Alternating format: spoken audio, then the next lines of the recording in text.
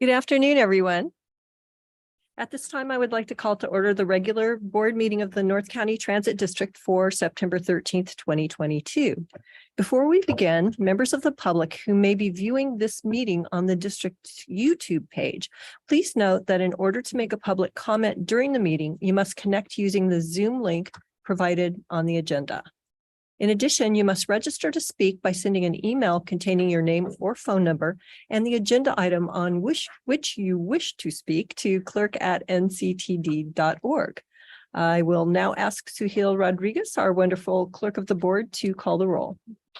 Thank you, Chair. Board Member Rodriguez. Board Member Hensey. Here. Board Member Contreras. Present. Board Member McNamara. Here. Board Member Desmond. Here. Board Member Quirk. Here. Board Chair Edson. Here. Board Member Jenkins. Here. Vice Chair Bapatel. Here. That completes the roll. Thank you, Suhail. Board Member McNamara, would you please lead us in the Pledge of Allegiance? Ready? Begin.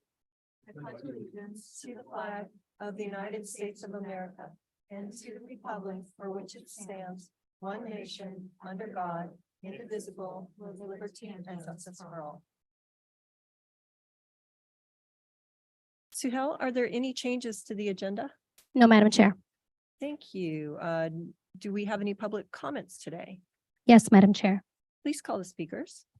Ms. Gloria Conejo.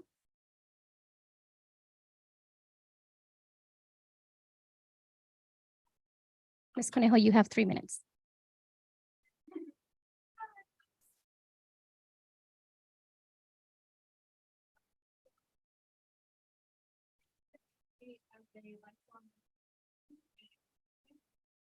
My lifelong community building transit environmentally friendly that my community naturally utilize like as a lifestyle, whether it be for work, school, or to come to the beach or an oceanside. So with that said, there's so much work to be done. Our more rural North Inland area and Palma Valley and Valley Center have very few to non-existent bus routes along the casino lines. We need more connectivity in those areas. Folks feel especially inequitably isolated now more than ever from essential resources. And don't even get me started on San Marcos. The road infrastructure is completely unwalkable, inaccessible to bike lanes and unfriendly to pedestrians. This is something I regularly hear, and it's not just like a word of mouth thing. You can fact check it under accident numbers. This is very concerning considering San Marcos is the academic hub of North County. Students should have access to public transit in the city. They are growing exponentially. In Vista, it's very similar. As Councilmember Contreras has championed, we need more connectivity. Now I'm going to get to my city. Escondido may have bus routes, but many stops are unshaded.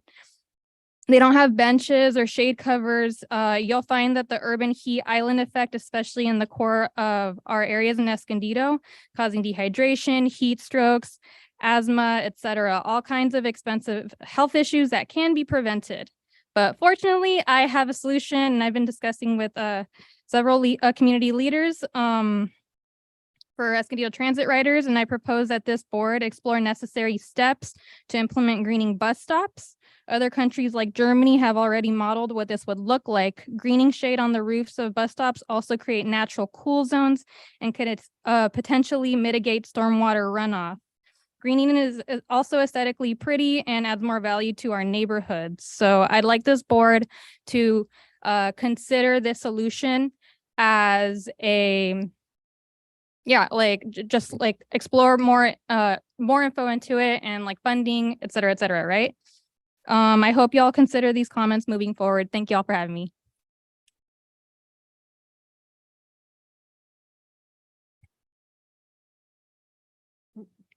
We have one more speaker, Madam Chair. Thank you. Mr. Zach DeFazio Farrell on Zoom. You have Good 3 afternoon, minutes. board members of NCTD. My name is Zach DeFazio Farrell, and I'm a founding member of Ride SD, a transit advocacy group that advocates for improvements to public transit on behalf of transit riders. I'm calling in to support Ride SD's open letter regarding the suggested improvements to the Pronto app. I'm grateful for NCTD's dedication to providing the best transit experience possible, which is why I believe Ride SD's suggestions should be adopted by NCTD to make the Pronto app easier to use and more accessible for all transit riders. So I've personally experienced issues regarding the inability to add passes for others onto my Pronto account. So when friends and family have visited me from out of town, I was unable rather to add them to my Pronto account. And so they had to go and download the app on their own, even though they were only visiting for a short period of time. So this negatively impacted their transit riding experience. And additionally, this kind of thing negatively impacts transit riders with young children and elderly parents who may be unable to use the Pronto app on their smartphones themselves. So the suggested improvements could make a significant difference to the transit riding experience and could encourage new riders to take transit more often. In particular, reducing the barriers to signing up for the Pronto app could turn potential riders into regular riders. So thank you for considering these suggestions and for your time. Public transit is a basic necessity for many San Diegans, and we appreciate the services NCTD offers to the county we all proudly call home. Thank you. Thank you. Suhail, do we have any other public speakers? Madam Chair. Okay, thank you. At this time, public registration to speak on this item will end. We're going to go back 2 steps on the agenda. So we'll now provide a safety brief and review evacuation procedures. In case of an emergency, I will dial 911. In case of an evacuation, please take the stairs. Do not use the elevators. Once clear to the building, do not re-enter unless cleared to do so by emergency personnel. There are fire extinguishers and first aid kits on each floor of the building. There's a portable defibrillator on the 1st floor and staff on hand trained on CPR procedures if needed. This concludes my safety brief. Thank you, Suhail. Have there been any changes to the agenda? No, Madam Chair. Great. Before we proceed, I have a couple of quick protocol items to share. First, I ask board members to please hold your comments and questions until after each agenda item has been presented. Second, when the time comes for board member questions and comments, please raise your hands. It'll be different than before. We actually have real hands now. And wait until you're called upon to speak. I'll do my best to call you in the order I see your hands raised, but I can only do my best. So please be patient. There are 2 presentations on today's agenda. Danny Vey, Senior Rail Planner with Sandag, will review item 1, an update on funding received for the Losan Rail realignment. As the board may recall, we discussed the Losan Rail program of projects, including the realignment project at our last meeting, while approving the discretionary grants strategy. Danny, it's nice to see you again. I think this is our second meeting this week. Yeah. You have our attention. Great. Well, I'd like to pass it to Director of Engineering Construction, Sharon Humphreys. Introduce us. Good afternoon, everyone. And I just wanted to introduce this item. As you know, there's a lot happening on the Losan corridor. It's a really, really critical corridor, you know, for passengers and for the defense network. And I just want to lay the foundation for what we're going to be talking about today and all of the important activities that are happening on the corridor. As you know, within the regional plan, we have a vision to be able to bring passengers from Santa Fe Depot to Los Angeles Union Station in 2 hours. And the regional plan includes a massive investment into the Losan corridor to make that a reality. And there's a lot of steps that need to be taken in order for that to happen. And what Danny's going to present today is some of the initial work that we're doing on a planning study that looks at how we make that happen. For the tunnel portion of the project that will go through the city of San Diego and Del Mar, we have an alternatives analysis that will be done by the end of this month, but the overall planning study will be done in the spring of next year. In addition to that, we also have $300 million that was allocated to the region for a tunnel project for providing planning services for that tunnel. And we'll be talking about that a little bit as well. And then the final piece that we're looking at is the Del Mar Bluffs 5 stabilization. Now, just to clarify, that's a temporary measure to stabilize the bluffs while we have an opportunity to relocate the tracks off the bluffs. And with that, I will pass it off to Danny. Great, thank you. Let's move to the next slide. Okay, yeah, good afternoon. My name is Danny Vey, Senior Planner at Sandag, and here to talk about this update on the Losan study that we're working on at Sandag. So it's truly just a historic time for both the Losan corridor and the state of California. As Sharon mentioned, we've received $300 million in state funding to advance the realignment of the Losan corridor and ultimately move the tracks off the bluffs. And I've personally been working on Losan corridor for the past 16 years and seen tremendous progress as we've replaced old bridges and double tracked. But this award is truly special. It's larger than any other single award that Sandag's received on the Losan corridor, and it's something that we should really celebrate. We've heard a lot about this in the news, and I'll share with you today where we are right now with this project and how we plan to move this project forward into reality. The state's this state's investment makes it all possible and allows Sandag to move forward, advancing engineering and environmental over the next 5 years. And furthermore, this funding positions Sandag to be extremely competitive in securing federal infrastructure funding. We now have this source of non-federal funds that we can leverage and get as much money out of Washington, D.C. as possible for the Losan corridor. And one of the first tasks underway is to reconvene the Losan Executive Task Force, which was instrumental in securing the state funding in the first place.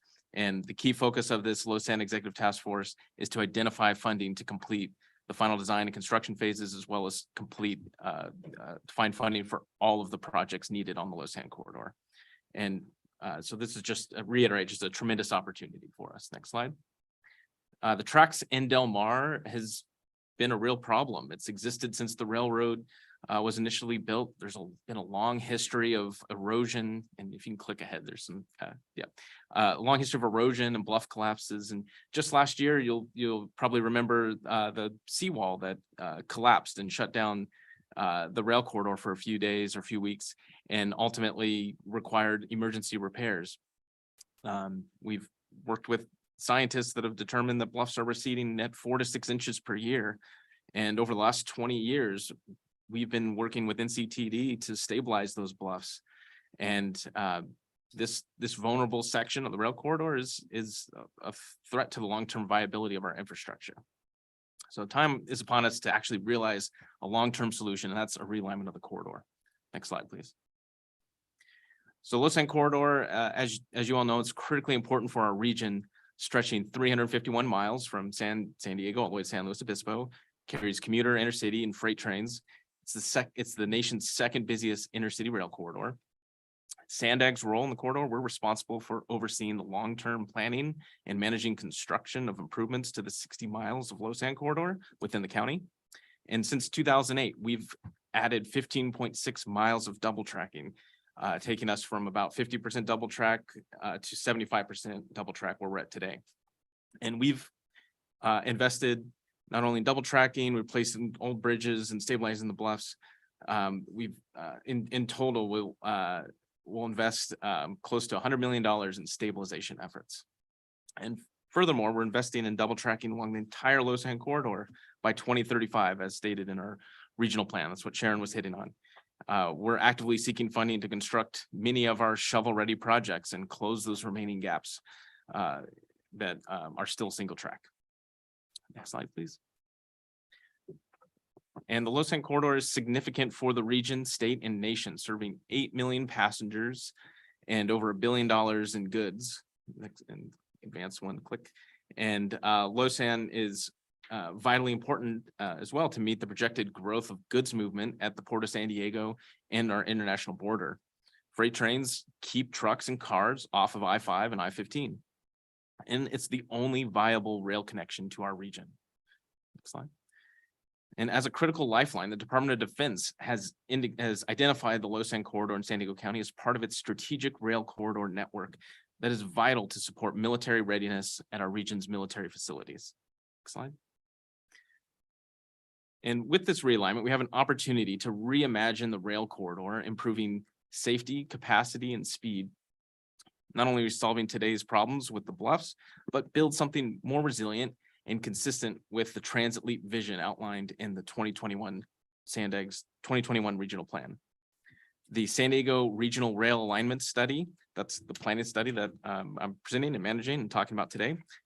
It's county-wide in scope and identifies how we can move beyond a more suburban park and ride commuter rail to something that is a more viable option that is safer, faster, and more frequent than anything we have today. One component of this planning study specifically focuses on the realignment alternatives in both Del Mar and Miramar. And it's this initial planning work that positions SANDAG to advance the realignment work in Del Mar. Next slide. So I'm just going to recap where we've been and where we're at right now. So in 2017, we started with 5 initial alignments that were initially identified. Then in 2020, that's when the current plan study that I'm working on began, and we refined those 5 alignments to meet the higher speed vision identified in the regional plan. Then in 2021, that's when we last presented an update to this board of directors, and we shared how we developed criteria and ranked these options, narrowing the alignments from 5 down to 2 based on several technical factors. And at that time, we shared the results of the operations feasibility with maximum running speeds of 110 miles an hour and running times and much quicker running times that have been drastically reduced, getting between San Diego and Oceanside within 30 minutes. And obviously that's just a game changer when you're talking about people choosing to take the train or drive. All this initial work shows that a tunnel is our best option to achieve the outputs of improved speed, capacity, safety, and resiliency. Next slide. And since 2021, SANDAG and our key partners along the railroad have been refining these two alignment alternatives based on several engineering, construction, and operational considerations. We're also incorporating stakeholder input that we initially received in order to reduce the impacts to the community. And we're continuing engagement with NCTD, Losan, BNSF, cities of Del Mar and San Diego, and other parties to help shape the study outcomes. And we're advancing some of the conceptual tunnel work to identify what the general footprint is, the ventilation systems, the tunnel configurations, and truly where the portals could go and where they fit and how big they are. This work is ongoing, and we're expected to be complete with this in early 2023. Slide.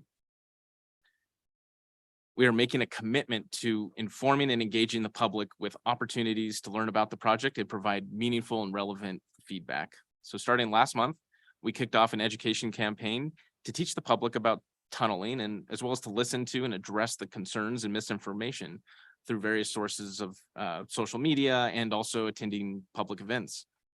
And as the planning study is wrapped up later this winter, that's perfect timing because that's the beginning of our environmental work that will begin in winter and spring of next year, 2023. And lastly, we'll continue to engage both the SANDAG Board of Directors, NCTD, and local cities and other advisory groups and committees, especially as we begin work on the next environmental phase. There'll be very many well-defined decision points over the next few years. Next slide. And now just to recap the timeline here. So our current phase, the planning and outreach phase, started in 2020, and we'll wrap that up by the end of the year and into 2023. That's when we'll transition into the PE and environmental phase. And that phase is fully funded with that state money. And that's expected to be complete by 2026, allowing us to begin the final design and right-of-way phase in 2026. And although partially funded, we'll be continuing to look for additional funds to fully fund the remaining design, right-of-way, and construction phases. And if we're successful in finding these additional funds in the range of $3 to $4 billion, That puts us on track to deliver the project by 2035. So going forward, this state funding allows us to fully commit to moving the project forward through PE and environmental clearance. Some of the initial work in early 2023 will be to advance engineering, technical studies, and biological surveys that will ultimately help us understand and document the environmental impacts of the project. And Sandag has been gearing up to deliver this project. We're currently building our team of expert staff who've just come off delivering the Mid-Coast Trolley project, as well as leveraging our consultant teams to bring in world-class expertise in tunnel design and construction to help us deliver this project. Ongoing stabilization of the bluffs will continue and ensure that we have safe and reliable service until this permanent solution with the realignment. Next slide. And as shown in this map, we have several active projects in the design phase that could quickly enter construction as funding is secured. The realignment project will take over a decade to deliver, and it's critical that we start work now. But we can't lose focus of all the other investments we need to make throughout the corridor. And luckily, we have a prime opportunity to fund these projects with a massive infusion of both state and federal infrastructure funds. For example, just like to highlight a few of these opportunities. So one of the things, the first bullet there is that Sandag was one of the first 5 agencies in the country to partner with the Build America Bureau on a regional infrastructure accelerator grant known as Sandria. And this study will identify innovative financing and project delivery methods for delivering projects on the Lausanne and Sprinter corridors. On Eastbrook to Shell, Sandag recently received a $27.3 million state of good repair grant, and we'll use that to leverage funds from other sources to fully fund that project through the construction phase. Sandag and NCTD have agreed to partner on a joint application to seek construction funding for the San Diego double track phase 2 and platform at the fairgrounds over the coming months. And we're also applying for federal grant funding to plan for grade separations between Old Town and downtown. And just across the board, Sandag and NCTD working together, we're going to be looking for every opportunity we can to get as much of this funding from the federal government as possible across all of our Lausanne projects. Next. And I'd just like to reiterate how important this is to the region. It's truly a big win for Lausanne, for the coastal corridor, and I'm just really excited to make this project a reality. Happy to share this news with NCTD, and Sharon and I are happy to answer some questions. And that concludes the presentation. Thank you. Thank you very much. Suhel, do we have any public comments on this item? No, Madam Chair. Okay, at this time, the public registration to speak on this item will end. Danny and Sharon, thank you for that excellent presentation and for keeping the board up to date on the Lausanne realignment project. We are all well aware of the significant infrastructure needs on our rail corridor and very much appreciate the $300 million in state funding. And of course, I think we all agree that it is critical that we invest these dollars wisely and, keep our eye on the goal. Are there any questions from board members? Okay, I will start with Karina. I'm just going to go from that end this way. Awesome. Thank you so much. Thank you for the presentation. I have a question. At the narrowest point between the corridor and the ocean or the beach, how wide is that? It's pretty close. I don't know. It's right up against the ballast. 6 feet? Yes, 6 to 8 feet. Yeah. Okay. I think it's great for a project this size to have a completion deadline of 2035. Usually that's like an incredible speed at which to work at. But seeing as that it's, about 13 years from now, looking at even a conservative number of 3 inches being lost per year, that takes us at about, a little over 3 feet. So, and that's if everything remains the same, if it doesn't get worse, right? And we know that as the climate crisis continues to intensify, sea level rise will continue. So I don't know if there's any way that we could, I mean, seeing that this is a strategic corridor for our Department of Defense, like, I just want to see us be able to get tons of money ASAP and be able to move this faster, because I'm really concerned about the timeline at this critical failure point at the Del Mar Bluffs. So is there any way for us to advocate more strongly, or do we need to get the president, put him on the train? Fortunately, there is, there's definitely a lot of interest in the state and in Washington, DC on this corridor. It's the second busiest corridor in the nation. You do not need to be concerned about safety of the current track.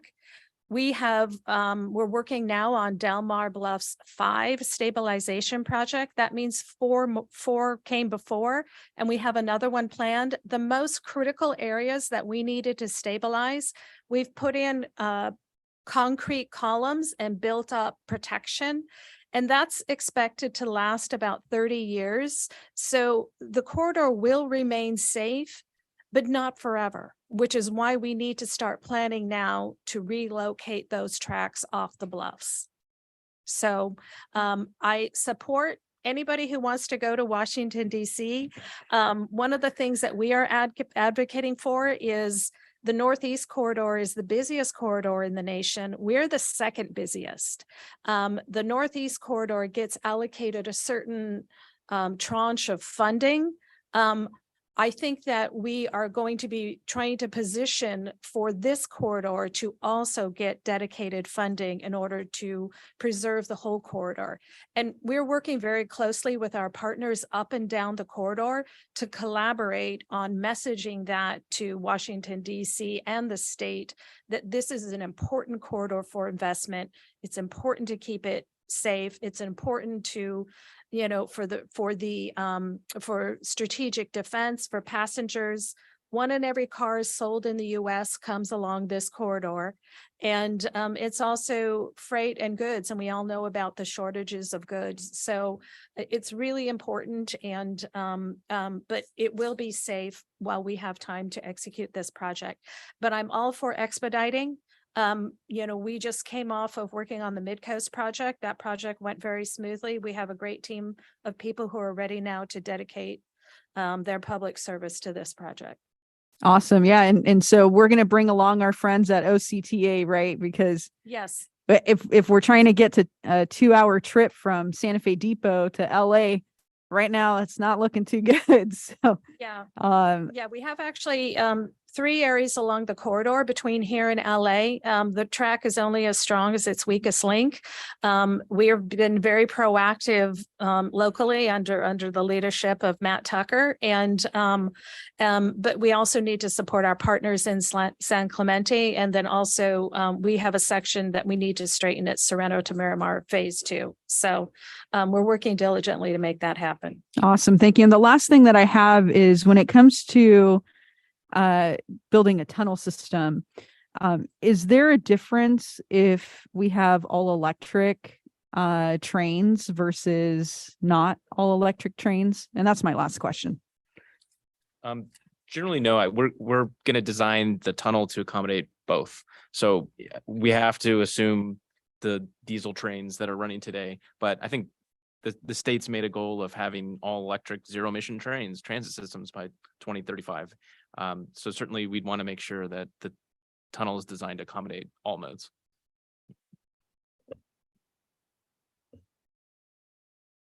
Sharon, excuse me, board member. I have a few questions here. On page 13, you talked about 9.5 miles in planning. Is the 9.5 miles the final part of the 60? And is this area we're talking about must be within the 9.5 miles? I just want to confirm. Yeah, that's that. right. Okay. Yeah. So, Okay. Yeah, there's a few sections left of single track. Okay. Oh, that's 9.5 miles left of single track. That's right. Okay, I get it now. Okay. And then you talked about the 2 key areas being Delmar Bluffs and Miramar.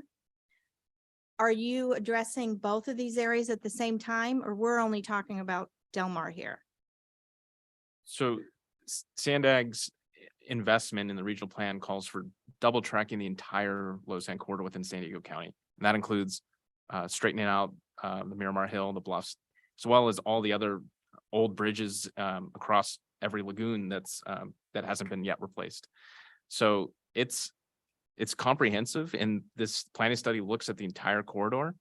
What we're advancing immediately is what that $300 million is for the section of track between basically San Diego down to Sereno Valley, and that includes realignment through Delmar. But not Miramar. No, but the study Okay, I just did wanna identify clarify that, that. but we're not actively working on that one.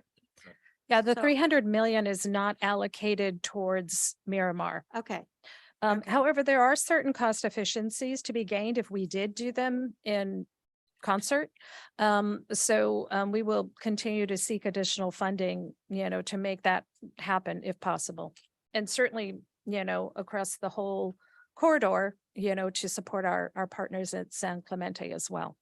so if we're looking to get the track up to 110 miles per hour, how can we do Delmar and not have Miramar done at the same time? Yeah, so it's really an incremental process. So when we design the tunnel, we're going to design it to meet 110 miles an hour for that future condition. So in 2050, when all the other sections of double track, when there's next generation of train equipment that are operating on the corridor, it will be designed to handle those higher speeds. But not now. But now there'll still be time savings. But we're not to say that we're going to have 30-minute travel times because of the tunnel only is not It's right. not It's not true. accurate. So we need to have investment across the entire corridor. Okay. And then, so how many stops are there? If we're to get to 2 hours and we're gonna run a train 110 miles per hour, how many stops are there between San Diego and LA approximately? I mean, how fast can a train go at 110 miles per hour before it has to stop at this next location? Yeah. So there's obviously when the trains are stopping, you're losing speed, but there are I don't know the number of stations off the top of my head, maybe 15. But there's in the state rail plan, there's sort of this tier of service where there's more limited stop service, which you would think is more the Pacific Surfliner today. Mhm. And there's also the all stop service, which is like Coaster and Metrolink. Okay. And then another question I have is, in your planning to get this done by 2035, I'm assuming there's probably hundreds of residents that are going to be affected by this. What happens to your planning if you come up against some serious opposition in that area? Or have you calculated that in? So the short answer is yes. Certainly what we're planning on doing is seeking to minimize impacts. We do know that the tunnel gets smaller. So basically the tunnel has to accommodate the full width of the train and whatever accommodations, kind of the controlling factor is BNSF. We've been working with BNSF closely, and they have allowed us to look at a slightly smaller footprint for the tunnel. When the tunnel gets smaller, the potential impact to residents gets smaller. We're working very hard to minimize impacts on when the tunnel goes into a portal on the south side of Del Mar within the city of San Diego. There's a variety of places it could go that don't appear to have impacts to residences. But on the north side, because we're connecting to San Diego double track bridge, we're planning on connecting to the new elevation for the new bridge that we're hoping to build before this project goes into place. And it's a fixed constraint, it's a point in space. And we have to get from there into the portal. And we're looking to do that to minimize impacts. And we're going to be working really closely with the community, reaching out to people to make sure that we do that to minimize impacts as much as possible and impact the least amount of residents as possible. Okay. The $300 million that we're celebrating, I just want to be clear, is that totally cover all of the engineering and environmental? Yeah, that'll fully fund the environmental phase through 2026. And it will also partially fund the final design and right-of-way phase. Okay. Let's see. I have anything else? This is probably a down in the weeds question, but I'll ask it anyway. So you said the military moved some of their largest equipment. And we'd have to make sure the tunnel can accommodate who knows what that large equipment might be one day. So how do you shrink maybe the footprint of the tunnel if you're going to have these huge pieces of equipment? Or would there be certain equipment that the military wouldn't be able to move on the track because of shrinking the tunnel? No, I think So. you want to take that one back? Okay. No. So so there are obviously, no matter what, limitations about what you could actually put on a train. Right. And there's load factors on the tracks, bridge, and other structures. So it's not just about the tunnel. So whatever the military may come up with in the future, there's still certain limits of physics and math and geometry that would dictate whether or not it can go on any or all parts of the track. So when BNSF makes a recommendation regarding the overall tunnel size, there's still limitations that reflects just the limitations of what you could move under any conditions absent of it. You have a envelope of operations can only be so wide without running into the platform. And so those are the kind of considerations that they're making when they make that decision that you can shrink it down. You know, it's just based upon the fact that you know that there's only so much throughput from a size perspective that you could have on any piece of equipment. It's beyond just the military. It's turbines, you name it, types of equipment that gets moved. But there's limitations of what you can put through. Okay.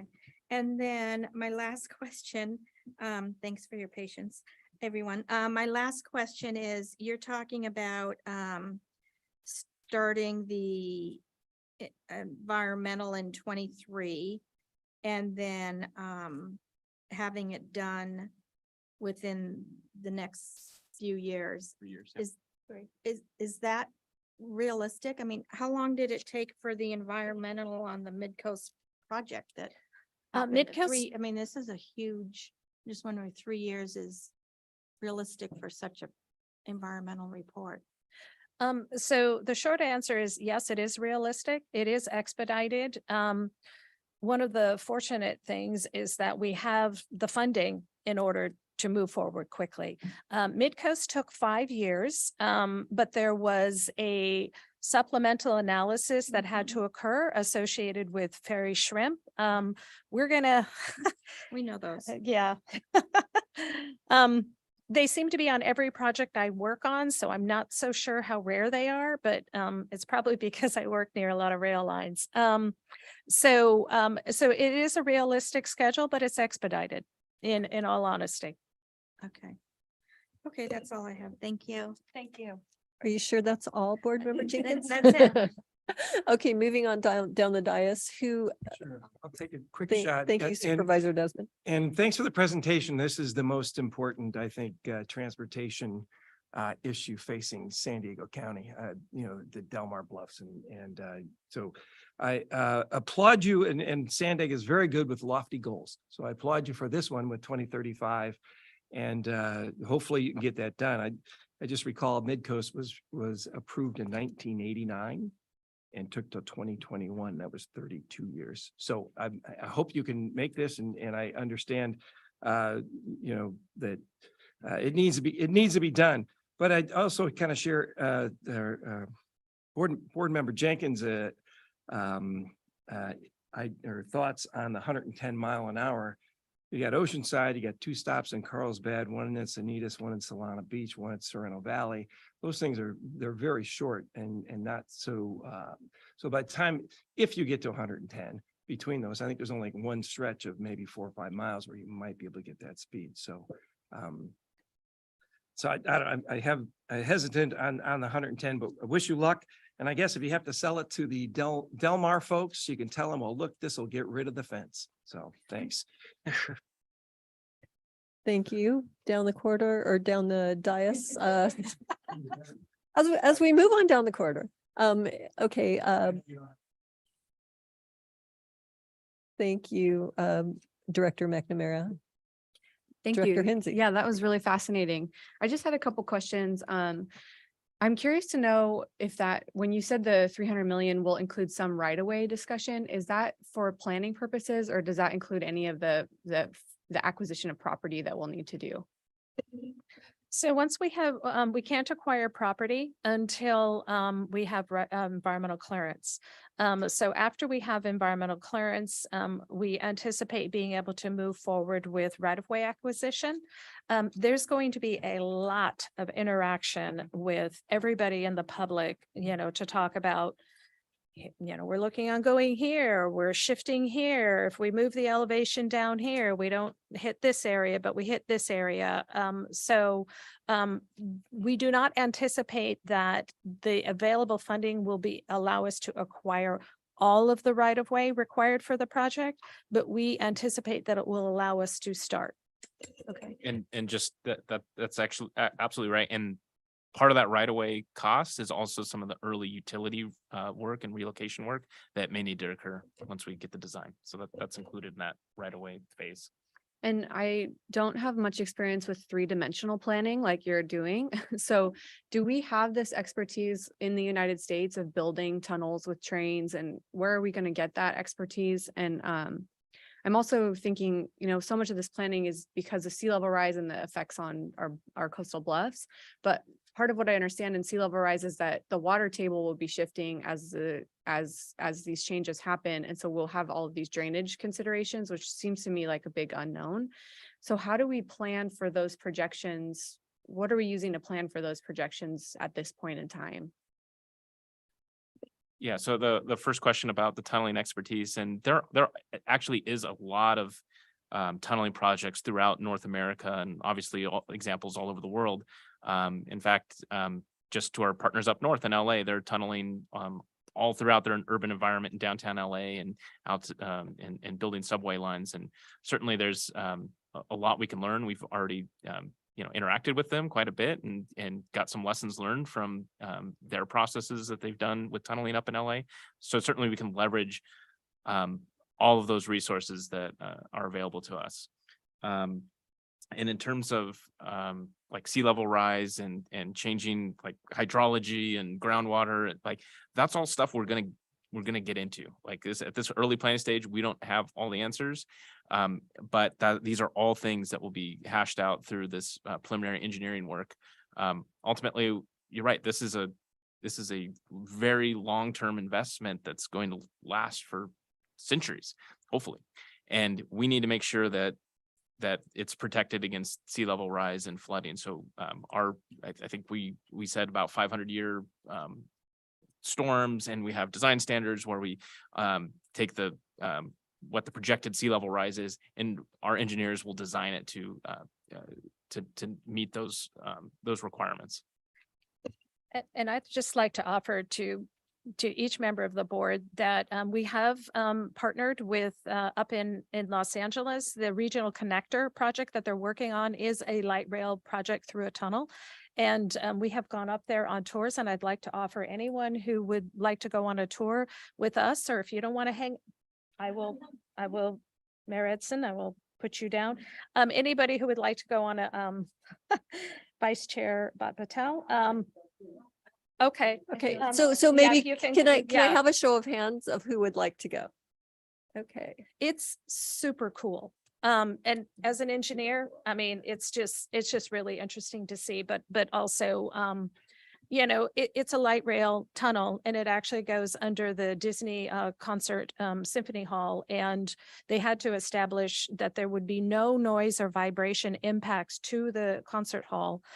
So it is possible to have tunnels that have no impact. So it'll be an interesting day and we'd be delighted to host you. I just have one last question. So this is an ambitious project and hopefully it moves along on its schedule. In the interim, is there any plan to do a temporary double track through the stretch where we currently don't have, or are we not planning for that at all? We are not planning for that. You can't build out to the ocean. And if you went inland, basically it would impact everybody on the waterfront in Del Mar. And I don't think that that's feasible. Thank you. Okay, Director Quirk. Thank you. Is this on? The light's not working. Can you hear me? Yes. You can. So first of all, Del Mar is thrilled that we have the $300 million relocating the tracks off the bluff. It is huge. We had a city council agenda item on Monday. Everyone's thrilled with that. I want to make that very, very clear. Can you pull up slide number 11, please? Project timeline. It involves 2020 planning and public outreach. I think it might be 18. Sorry, yeah. Project time. Planning and public outreach. There have been 0 meetings in Del Mar about this. I guarantee you, if you have a meeting in Del Mar about this, you will have a room that's absolutely packed with residents who care deeply about what this project means. There's been 0 outreach. There were 5 lines originally. They've been narrowed down to 2. 0 outreach. I live in Del Mar. There are a lot of people who are now starting to hear about this, especially with the $300 million. The 5 alternative routes were narrowed down to 2 with effectively 0 input from anyone in Del Mar. That's outrageous. You need to listen to the people. If I've learned nothing after 2 years of being an elected official, you have to listen to the people. There's been no opportunity for any single resident to truly offer an opinion. We were in COVID and we're getting serious decisions made effectively without any input. We're finally live. It is great to be here live. You will have a packed room with a lot of very intelligent comments on all of these issues that are impacting not only Del Mar, but the entire region. That's it. Thank you. Thank you. Director Bhat Patel. Thanks. We're sharing a mic. Is it on? Can you hear me? Okay, great. Awesome. So, I have a quick question on the outreach and then just wanted to share a comment. With regards to the outreach, I know, and if we're looking at the slide prior to this, we talk about, an education campaign and listening sessions and just the different methods of how we're outreaching to folks. And so in that, I was just curious because I was speaking to a group of seniors this past weekend that are from all across the county, especially here in North County. And they had questions around actually this exact project. So this is very timely. And I'm glad that my timeline aligns with what you all had shared and the cost aligns with what I had shared as well. But what I was curious about is knowing that many of the folks that are very much invested and involved do utilize like mail or other methods of really getting their information versus just social media and, being at events, for instance. I was just curious what other ways to ensure that they would actually receive that message. So whether it's mail or text messages or phone calls or whatever that might be, I was just curious if there's a different way to diversify how we're reaching out so that we're actually outreaching to those that would actually be impacted by this. Yeah, certainly, especially as we just begin the environmental process starting next year.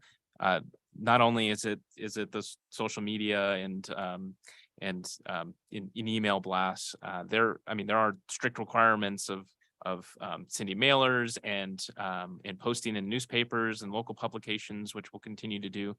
But we have the resources now to really fund a robust outreach program, and it's at least my intent to really exercise that,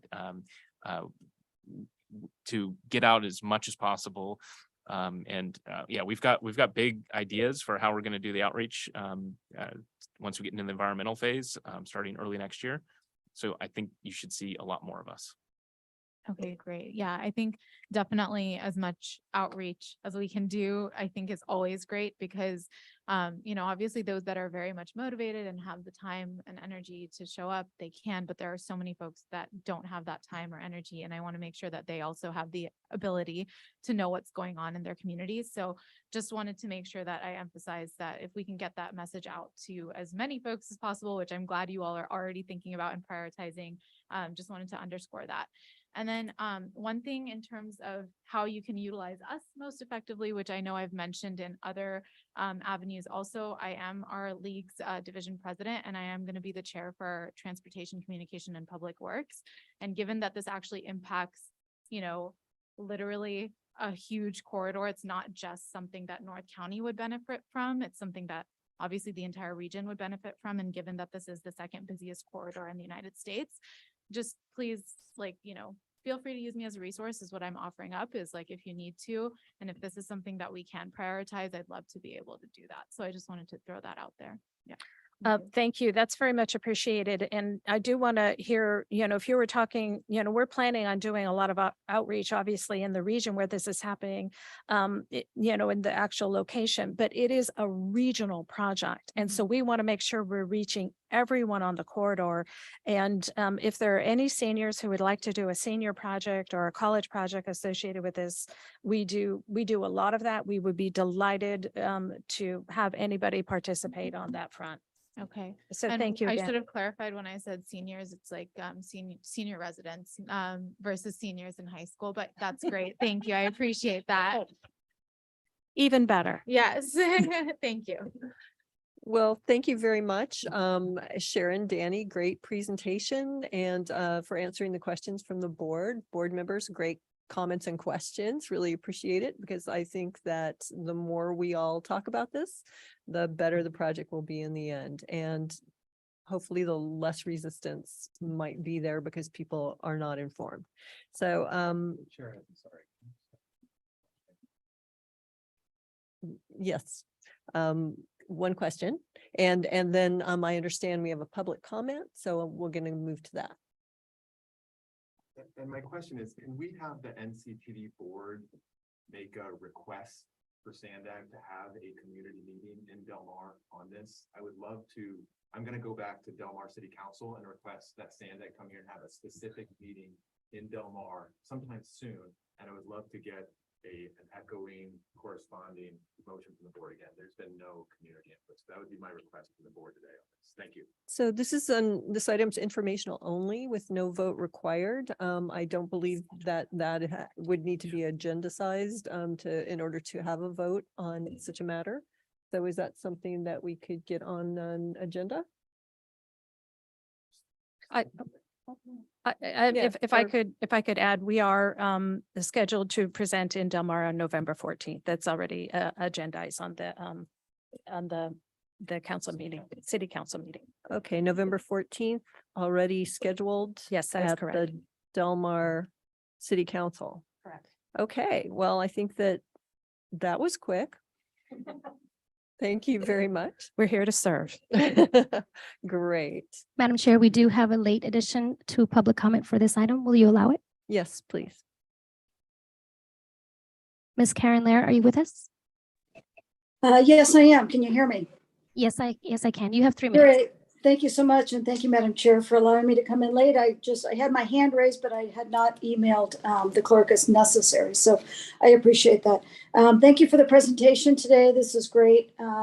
It was been raised by quite a few of you that communication is key, and many communities are impacted, as you say, but Del Mar obviously has a big vested interest in this. So communication is key. And I think one of the points I would just like to make to the entire board is it's not just about you telling us what's going to happen. It's about you asking us for our input as well. So we went from 5 options on the trail to 2 very quickly.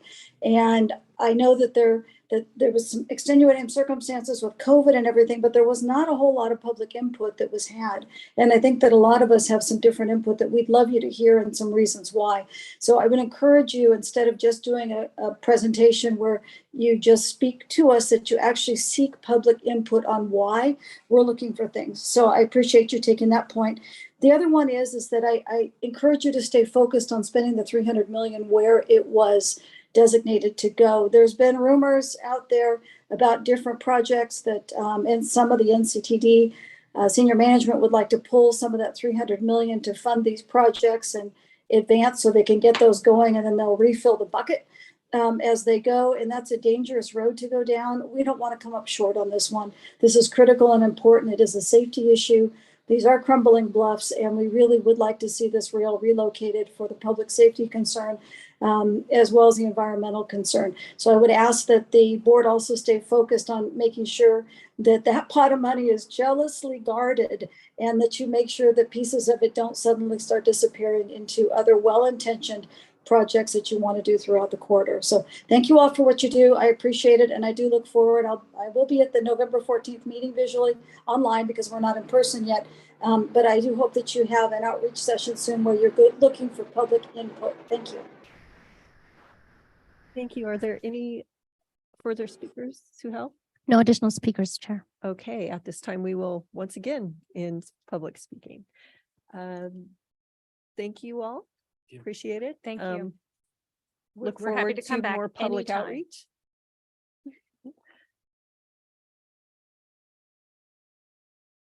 Chris Orlando, our Chief of Planning, Marketing, and Communications, will introduce the next item, the third presentation by Deloitte on the Market Research and Analysis Project.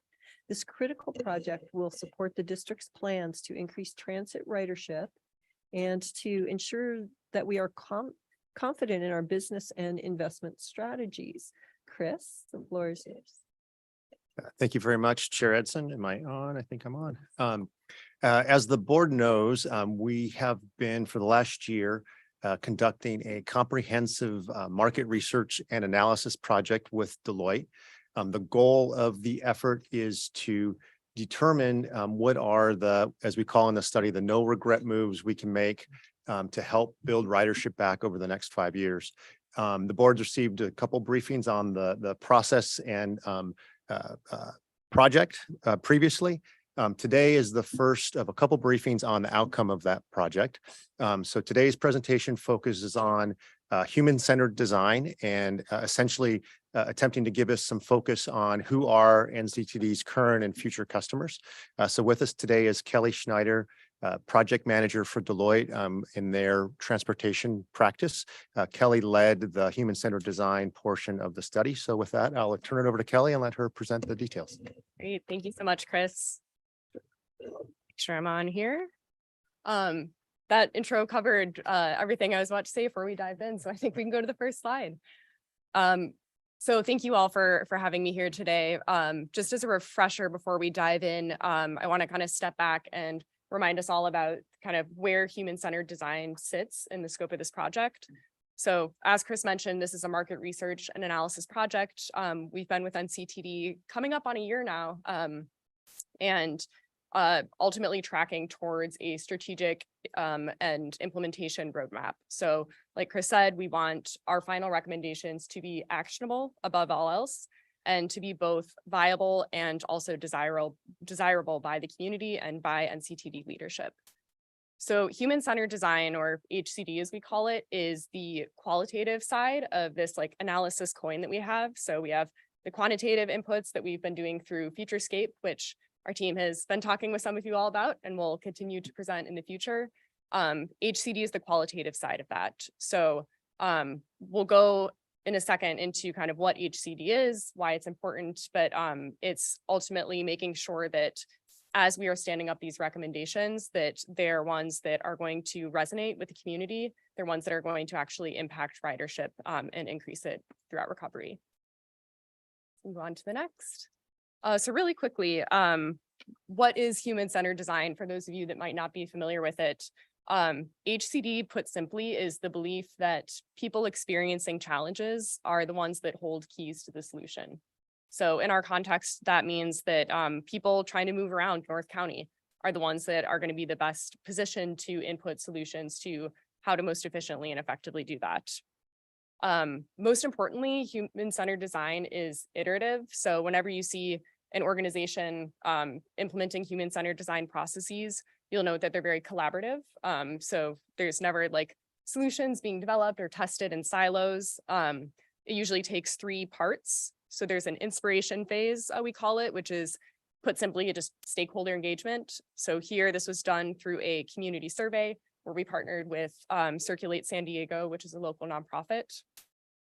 Then we have the ideation phase where we synthesize this information and generate themes, kind of see, see if there's any threads that we need to pull on. For this, we had some questions in the survey that were like Likert scale output. But importantly here, we also did a qualitative synthesis where we took every single comment, every single data point that was an output of the survey and threw it up all on a big virtual whiteboard in our hybrid environment, and then sorted the information to see themes across different like ages of individuals, different types of residents in North County to see what was bubbling to the top. And then last but not least, implementation.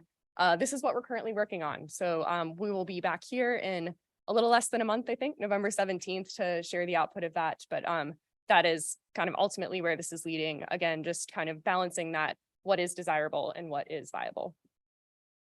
All right, before we move on quick, if we could go back one, just these 2 definitions here on the right-hand side of the screen.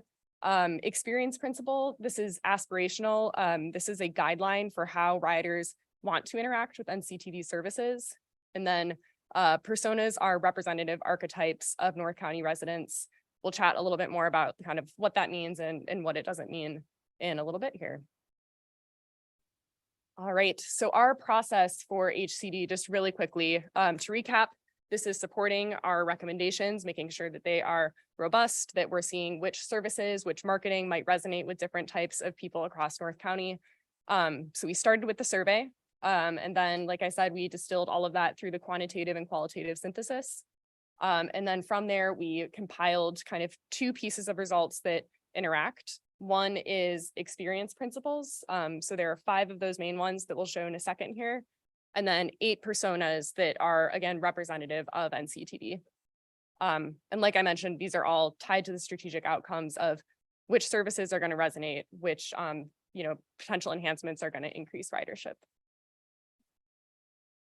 All right, so a bit about the survey. We were really happy to partner with Circulate San Diego. It was important to us to partner with a locally based nonprofit that already had these relationships and tie-ins to the community.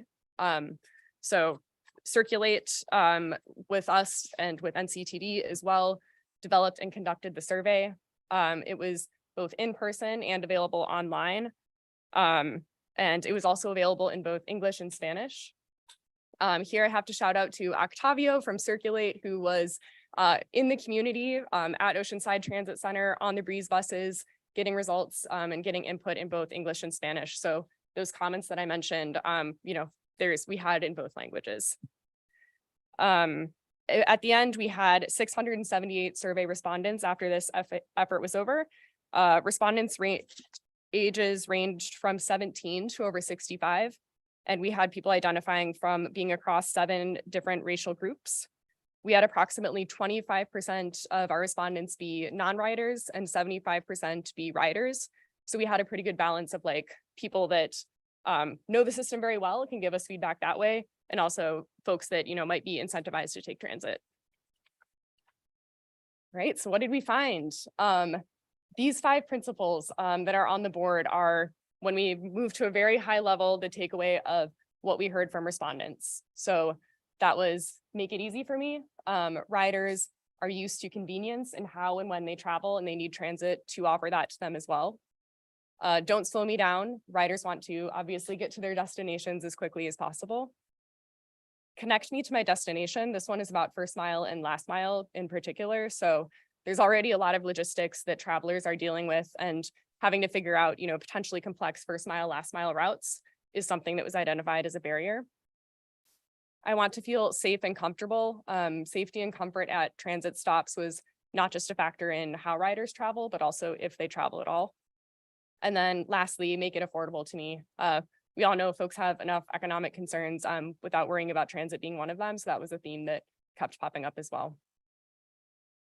All right, and actually I'm gonna skip through these next slides here because if we go back just one, we have a lot of detail on every single one of these themes. So I'm very happy during questions to like come back and we can go into the nitty gritty. In the interest of time though, I'd ask the board to look at the kind of icons that are next to each of these, because all of these icons are tied to the personas that we put together. So different people or different archetypes rather in North County are going to have different experience principles. So different ways that they want to interact with NCTD. So if we could actually just keep an eye on these icons and like skip through 4 slides, that would be great. All right, really quick recap on personas. Again, the survey responses informed the experience principles. They also informed the personas. Really quick on what personas are not here. What you're about to see is not an exact one-to-one mapping of North County's demographics. This was not like a ridership survey where we were intending to cover everyone or pull out every single archetype. These are representative. That said, you should see flavors of all of the different residents in North County in each one of these personas. Right, so these are our 8. Chris, I know we had kind of laughed about the names being a little corny, so if you'll bear with me on that one. But it's tech job Taylor, college student Chloe, retiree Rhonda, single parent Sophia, car dependent Carl, service member Sam, shift worker Susan, and weekender William. So I'll go into a little bit of detail about these. These slides are very dense on the screen right now. I realize that we wanted to give you this information so that you could take it back and digest it and ask us questions. The layout of each persona, just to orient us all, underneath the actual title of the persona is the person's age. And then the considerations that are in the middle there are those factors that are either barriers or motivations for them to take transit. You can see for the bottom bullet point of each one of those considerations, it's sorted by age group because we saw a lot of kind of different opinions cluster at the age level. And then at the very bottom, that preferred first mile, last mile methods, transit methods, and experience principles. These are the preferred ways of moving and ways of interacting with NCTD for each persona. So as you digest these ones, I'm going to read just a little bit about each of these folks that we have on the screen here. So Tech Job Taylor is a young professional who works in San Diego's growing tech scene. Pre-COVID, Taylor commuted regularly from his home in Carlsbad, but now works on a hybrid schedule and uses transit for his work commute trips. He sees an environmental benefit to using transit and enjoys using technology for first mile, last mile options to enhance his trip planning. For college student Chloe, she is at Cal State San Marcos. She uses NCTD services almost daily to get to and from campus, which often requires transferring across Breeze and Sprinter routes. She also uses transit for occasional leisure trips when the price is right. Although she is transit dependent, she does not have a car, so she's heavily influenced by price. Retiree Rhonda is a wealthy retiree who uses public transit on an ad hoc basis for leisure, shopping, and errands. Rhonda has limited mobility, and so she does not drive. And while she likes taking transit, it's really important that transit drops her off very close to her destination for her to be able to use it. She is willing to pay for this convenience as well as for comfort, cleanliness, and safety. And then last but not least on this slide, single parent Sophia is a working single parent who resides in Escondido. She uses transit for both commuting and errands/leisure trips, and she's sometimes importantly with her children. She's especially in tune to safety in and around stops. So we can go to the next 4 personas. And as y'all continue to read, I'll just give the overview of them and then we'll go into themes so you can kind of see the key takeaways of what's bubbling to the top from these personas. So car dependent Carl is a North County native who grew up driving in the region and does not see any reason to use transit. He has a regular commute that is not directly on an NCTD route, and so places a premium on the convenience that driving offers.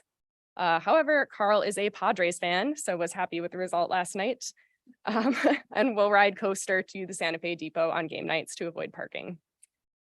Service member Sam is a member of the Armed Forces and he's stationed at Camp Pendleton. He often takes Marine vehicles to get to destinations within the region, but wants the option to use public transit, especially when he's off duty and wants to explore downtown. Shift worker Susan works at a warehouse for a major online retailer, and her schedule is very irregular due to her changing shifts to accommodate a second job, and as well as picking up her coworkers' shifts when need be. Susan is financially constrained and so does not own a vehicle and relies on public transit for commuting. And last but not least, Weekender William is a physician at a local hospital. He's got a lot of friends from being attending med school in the region. He drives to work during the week, but he often takes transit on the weekends to visit friends, which would include coaster to downtown and also the surf liner up to Los Angeles. So that was a lot of information. I want to land on this slide here because what this slide shows is those key considerations that we mentioned a couple of slides ago all kind of compile here. So the 7 items that you see on the screen here are what we heard across personas. And the little colored dots are, you can see kind of which personas map to which specific consideration. So the key takeaways here, more residents want to use transit than they actually do. This is great for us to see because there's definitely an interest in using NCTD services in the region. Second, extended hours of operations are supported across personas, particularly for late night service. We saw resulting in the survey, this was highlighted. Third, transit is understood as the environmentally friendly commuting option, which could be a market advantage for marketing and communications. Fourth, rider experience is part of the draw of rail and includes improved amenities. This one was really fun because we had comments ranging from everything from like, let's have a kids day at OTC where there's like facts about the region and riding transit, and we'll give, kids like snacks as they go on the train, to folks just wanting more available food and beverage amenities on the train as well. So definitely a wide range there we saw. Fifth, safety is a requirement for passengers feeling comfortable enough to use transit services. Sixth, price consciousness is not just a feature for transit dependent riders. This was particularly important for families who might be riding with kids along. And so we heard, from several respondents where they want to take transit, but then when they do the math of bringing their whole family on it versus taking just like an Uber or Lyft, it starts to, be balanced in a way that is affecting their decision on whether or not to ride transit. And then last but not least, riders want transit to come to them. So that is, they want it to be short distance to their home or their place of work or where they're traveling, for it to be walkable, first mile, last mile services to be short, easy to use, etc. So these are the key takeaways. Like I said, we are putting these as one of many, many inputs, some that you have provided into our final strategic plan and roadmap. However, also these themes that are on the screen here can be used for marketing decisions outside of our project. So the idea is that if NCTD wanted to tailor messaging to a specific segment of NCTD's customer base, either current or potential, you could use these themes to do so. So we'll go to the final slide, which is really just happy to take questions and a friendly reminder that we'll be back in November with the output of some of this and looking forward to continuing the conversation. Thank you. Wonderful. Thank you. Suhail, before we move on, do we have any public comments on this item? No, Madam Chair. Thank you. At this time, public registration to speak on this item will end. Board members, do you have any questions? I'm going to start at this end this time. Board member Pat Patel. Yes, thank you.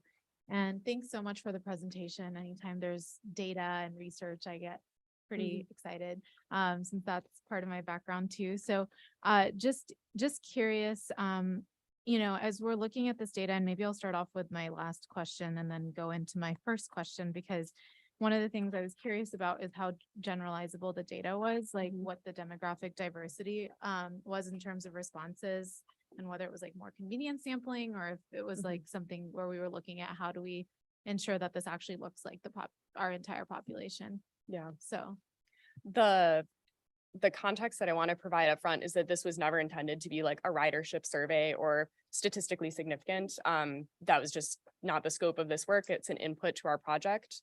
That said, we did compare the data against demographic data from Sandag. I don't have those numbers in front of me, so I'm very happy to work with Chris to share that with you all. But that was part of kind of our considerations as we were building these personas to make sure we weren't like overweighted one way depending on the polling challenges.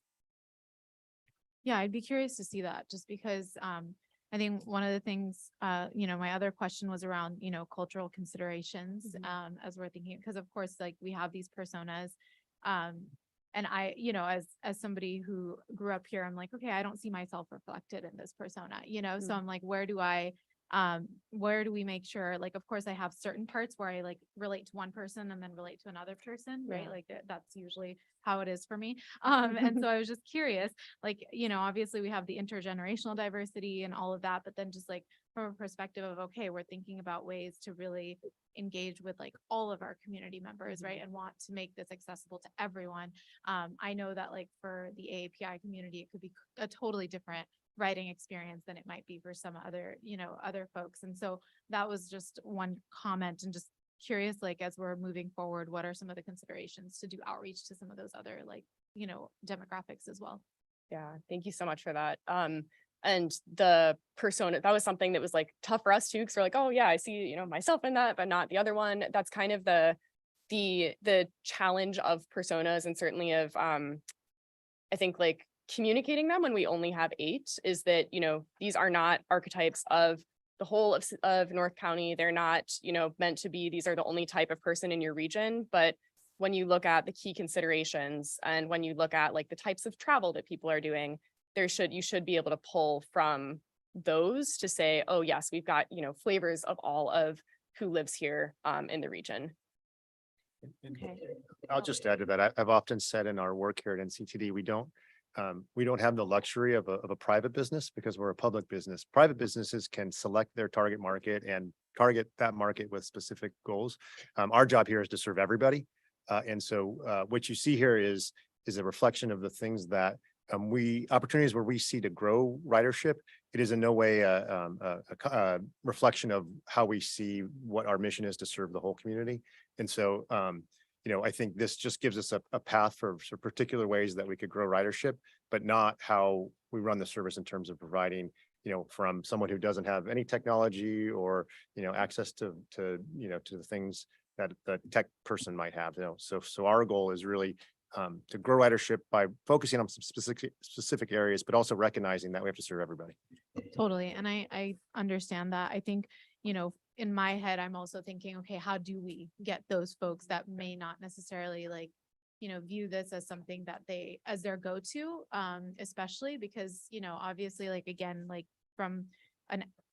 I come from like the health education background, right? And I'm like, okay, well, how do we change people's behavior, right? Like if that's the intent over time, then obviously it's really meeting folks where they're at, which I know you all are always considering. And I think that's kind of where my question was from, is really like, okay, well, there might be certain demographics that don't use this at all. And how do we make sure that as we're thinking and innovating forward, that we really think about what are those barriers, like whether it's something that is just cultural, like how do we address that, like in terms of being, with them and talking to them about like, what would we be able to do to like want you to take this? And if it's like, hey, we would never take it, then we get it, but just wanted to like throw that out there. And I'm sure you all are thinking about it, but that was something that for me stuck out when I was looking at the personas, and just like, as I was trying to like relate to them, I was like, okay, well, what would, for me, like as somebody who understands, that hopefully at least my demographic, I'm like, what would I want out of that? So, and then I just wanted to, and then I'm done, just highlight that I loved that we talked about, and these things I think come up over and over again when we're talking about transit, is the convenience aspect, the safety aspect, the frequency, and then of course, sustainability is like the cherry on top for most people, right? But I think 100% the convenience, safety, and frequency is so important. And I loved that we're definitely trying to hone in on that. And hopefully each of the personas are, can agree that that's something that they definitely want to see when they're taking public transit. So thank you. Thank you, Director Bhat Patel. Are there any other questions or comments? Director McNamara? Yeah, I'll admit I'm a little confused. Because previous to COVID, and these numbers may have changed, but I think we had a brief once, and Escondido uses the bus more than any other riders, right? Any other city in the district by a lot. I mean, we're the big bus riders, and I don't see Escondido here, or I don't see what I think of as the ridership of Escondido. So are these the personas you're going after? I mean, it kind of goes a little bit back to Priya's comment about the demographics a little bit. Are these when you say NCTD riders personas at a glance, are these the ones that you're targeting? You're going to go after? And because we have such big ridership in Escondido already, we don't need to, preach to the choir, as it were. Can I take a whack at that? Because it's a little bit outside. So I think if you go back over the last 3 years, we've done a significant amount of studies that are capturing input and feedback from customers from lots of different perspectives and from goals of growing ridership. For example, I know the MISBA committee had a meeting and Katie gave a presentation on the breeze speed and reliability study, and that was really targeted on the bus system with a tangential focus on when we start making a transition to microtransit and how to speed that up combined with it from a system-wide basis. This was really a study to look at a broader perspective for the district about how do we grow in the future. And you're going to see in the later phases, is going to be testing some of our strategies, and we've not used a lot of the discussion that we've had in terms of what are going to be the no regret decisions. So the genesis of all of this work started during the COVID period of time. And I am the most prolific Googler in this room, I suspect. And Deloitte had produced an article about changes in the transportation space, and got on a call with them and had a discussion.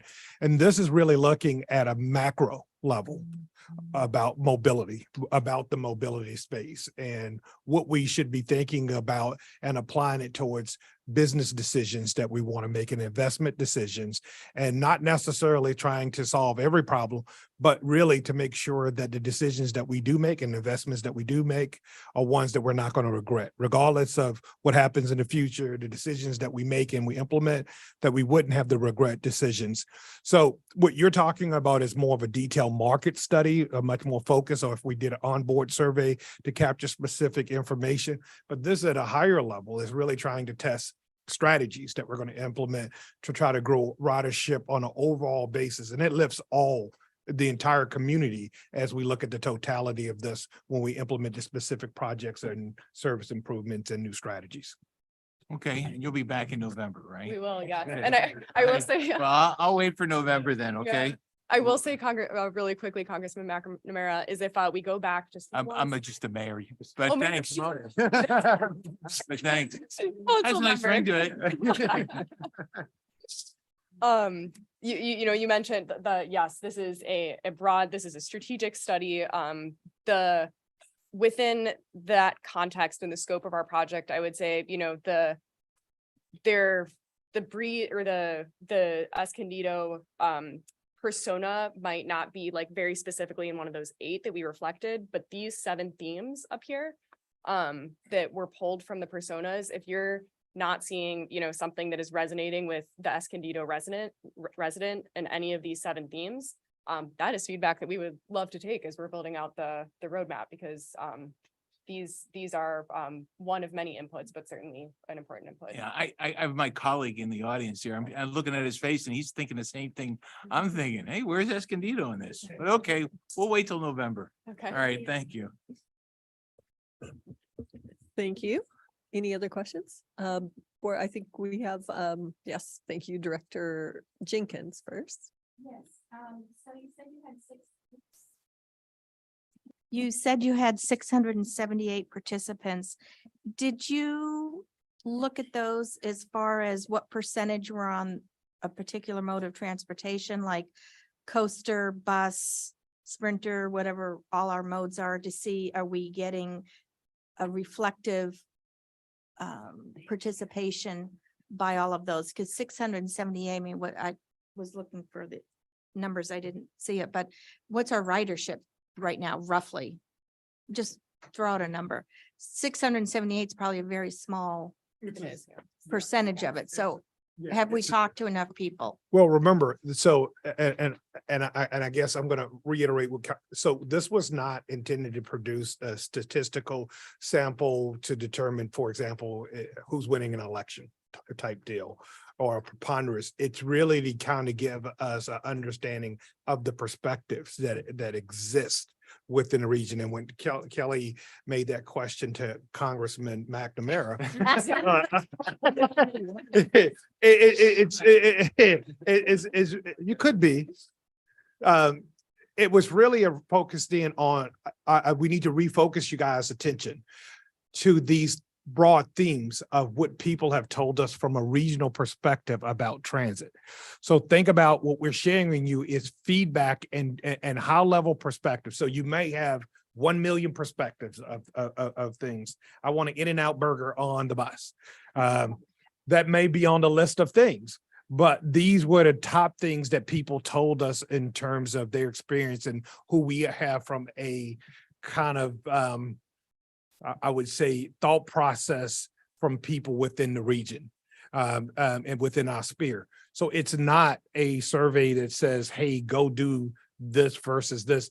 We're kind of telling you what these people are thinking. And again, like Chris said, if we're a private company, these would help you make the decisions if you wanted to say, I'm going to invest in this versus that. This starts pointing you into that direction. And remember, what we're talking about ultimately is what are the investment decisions does the district make, right? So I got to pull you guys back to think about what are the things we've talked about. We've talked about, okay, coaster, X number of frequencies, Sprinter, we got to get to 15-minute frequency. Buses, we got to get the buses fast, and we got to get micro transit.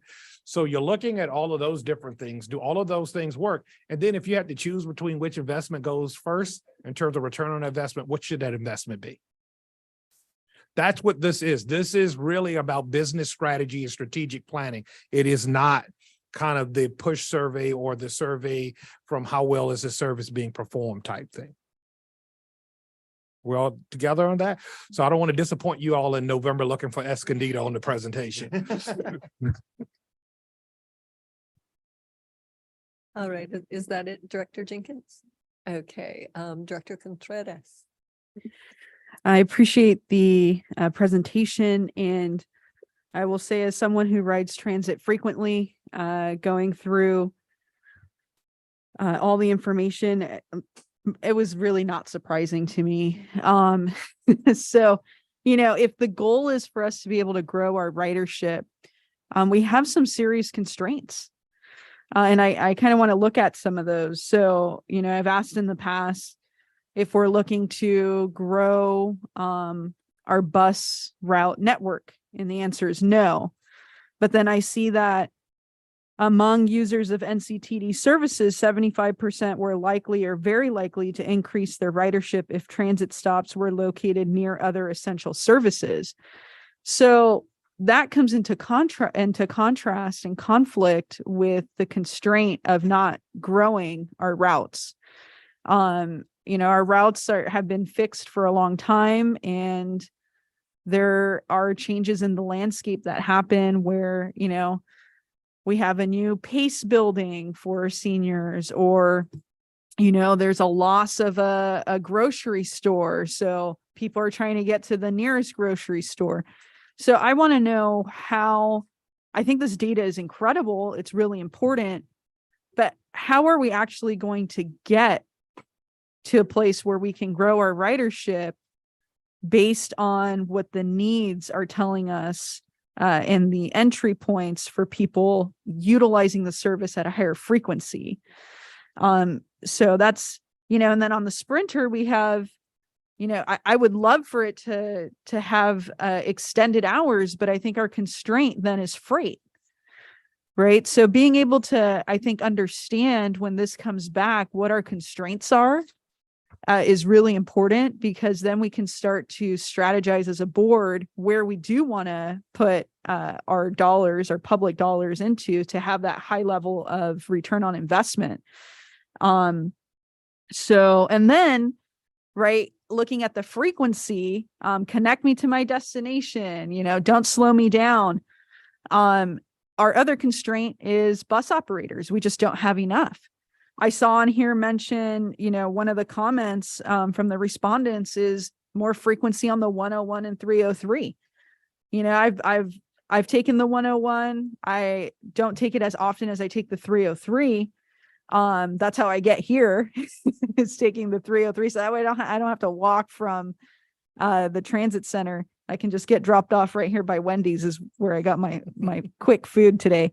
But being able to have those frequencies does result in us being able to also clean our buses more, right? Because we have more buses to utilize, right? So I'm just kind of trying to get my mind around what our constraints are to meet the demand that we see is out there, because there's a high percentage of people that are like, hey, I would use this way more.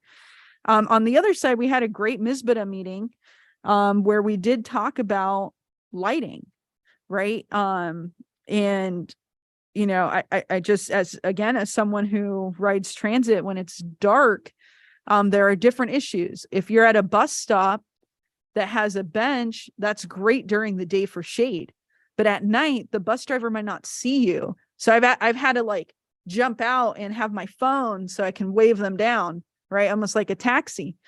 So do we have a way that we can plan out not only having shade during the day, but for those same bus stops to also have maybe a motion sensor light system that's solar powered? I think that would be really important as well. And then, I talked about going to Go Japan, which is the College Boulevard station. And I don't know who owns the bridge, if that's NCTD property, but that bridge needs to get lit up a lot more. The parking lots that are adjacent to the transit centers need to have more lighting. Lighting makes people feel more secure, and it also helps whether we have security or, I can't remember the name of them, but it's like code enforcement people that are going to be coming on board, or the ridership themselves that can report activities. It's just a lot easier and safer environment when there's more lighting. And I think that's something that we should definitely go after. And I did take a look at, the wayfinding that is going to be on our consent calendar. I think that's great. I think trying to figure out, I didn't see anywhere where there's locations mapped out for that. So I definitely want to see how we can prioritize digital signage in real time. I think that is super important, especially having that audio for individuals who are visually impaired. Let me see if and then the whole issue with the family. A lot of times I'm writing by myself, but I see a lot of constituents and a lot of residents from other areas that do write as a family. And I don't know if we have the ability with our Pronto system to have some kind of a family pass. It would be great to try and figure that out. And then as we move to expand the Pronto into having an open loop system so people can just tap their credit card or their phone, make it a lot easier. The Right SD letter that was sent over is really great. And we had someone comment on it during public comment at the beginning of the meeting. But, to expand our growth, we need to be looking at how to move some of these timelines and shrink them faster, and then how to bypass some of the constraints. And some of them we might not be able to. But I think a lot of them we can tackle, at least in a tiered way. And lastly, I saw this comment about military. So do we not have a military discount or some kind of military service? Have an embedded fare. We do have agreements where we do support folks transitioning from the military. Okay. Yeah, I think, that comment really stood out to me, and I hadn't thought about it before. And I was like, yeah, I mean, here in North County, that and here in Oceanside and all over North County, we have a big military presence. So being able to have some kind of agreement, I don't know about, how we can do a reduced fare, or if that's an agreement that we have to have, with the military. But I definitely think being able to serve those individuals would be extraordinarily important, especially because they might have some constraints where they can't have vehicles, or they don't have vehicles, or they don't make a ton of money, that kind of stuff. So, and the last thing I'm going to say is, the transit, there is a comment talking about transit only, so bus only lanes, and then traffic signal priority. And this is something that came up at the MISBTA meeting too, but I just want to make sure I put this comment for the full board that, we definitely, as a agency, regardless if there's an appetite at different jurisdictions, with their political makeup, for transit only lanes and traffic signal prioritization, I think that is something that we have to just say, hey, we've identified these corridors and these are some of our busiest corridors and they have the most impacted congestion, and it's really delaying our buses. Just to make sure that we have that out there as part of our mission to grow ridership, because we're shrinking the time that it takes to get from point A to point B. So outside of that, I have no other comments, but I thought that this was a really important survey, and I agree with some of the comments made that I didn't necessarily see myself reflected in this, but perhaps the scope is a little bit different than something like that. But in any case, thank you so much, and that's it for me. Thank you, Board Member Contreras. Kelly, great job. Chris, great job. Mr. Tucker, would you be willing to address a couple of the questions and comments? Yeah, so without, because I know we have a packed agenda of activities. I meant really brief. Yeah, so I am going to be brief. So what I'm going to propose that we do is probably push back Deloitte's presentation. What I think we need to do as staff is do a presentation that brings together at one time all of the initiatives that we're working on. Because pretty much everything you said are things that are being actively worked on. And I think we need to work on creating and giving you something visually that for all of the board members you can have and be able to understand that these things are actively being worked on in the district. Because the truth of the matter is almost anything you can identify, we've done presentations and have active projects that are underway. I'll tell you the second part of the story. With all of those wonderful things that we're doing, the big piece is going to be, we're going to need capital money for the significant road improvements that will support both road improvements and transit. And we're going to have more operating. The bus system, when we talk about how it's going to be, we've said kind of from a size of an efficiency, it's pretty much where it belongs. It does not mean that we shouldn't be looking at repositioning bus stops and based upon changes to schools and things along that line. But I'm just going to propose that we come back and really pull it all together so that board members have a really good understanding of what staff is actually working on, what you approved us to work on that will advance the system and what we need as next steps, assuming those things are going to progress. A picture book. Yes. Great. Yes. Great. I love it. Well, thank you, Matt, for following up and just giving us a little, fleshing that out a little bit more. I think that we're done with this right now. We look forward to you coming back, maybe not in November, maybe a little later. And I think that this has been a really good exercise. And I think that we are learning a lot of information, and I think that we'll be able to utilize it. So thanks. Next item on our agenda is minutes. May I have a motion to approve the minutes for the regular board meeting of September 15th, 2022? I move that we approve. Motion by Contreras, second by I'll second. Bhat Patel. Please call the vote. Oh, wait, we get to vote. Okay, so Suhail gave us little instructions because I was absent for that meeting. Should I still vote on this item? Abstain. Yes. Anyone who was not present for that meeting should abstain. Thanks. That's not true. Delmar rep was here. On the motion of Board Member Contreras, seconded by Board Member Bat Patel, to approve the minutes of the regular board meeting of September 15. Board Member Rodriguez absent. Board Member Hensy abstain. Motion passes. Thank you very much. There are 16 items on today's consent agenda. Suhel, have any members of the public requested that any consent items be pulled? No, Madam Chair.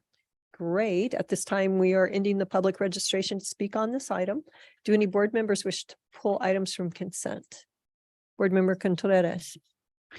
I don't want to have to pull it, but I'm looking at 17 and I just wanted to make a comment that the third NCTD plus is Vista, and seeing as that the ridership is really high and the connectivity not so great, that I would like to move that timeline faster. I don't know if I have to pull this item. I don't want to have to go through the whole presentation. I just want to put that on the record. Thanks. Is a comment enough? A comment, yeah, a comment is obviously enough. The Vista, the issue is personnel. I volunteered now. Too late, you're locked in. Okay, I think that Supervisor Desmond, did you also Yes, I want to just, pull it? and actually it was on 17 as well. I just have a comment. I hear from a lot of our constituents in Fallbrook, particularly about the additional transportation services needed there. We just extended the Breeze route.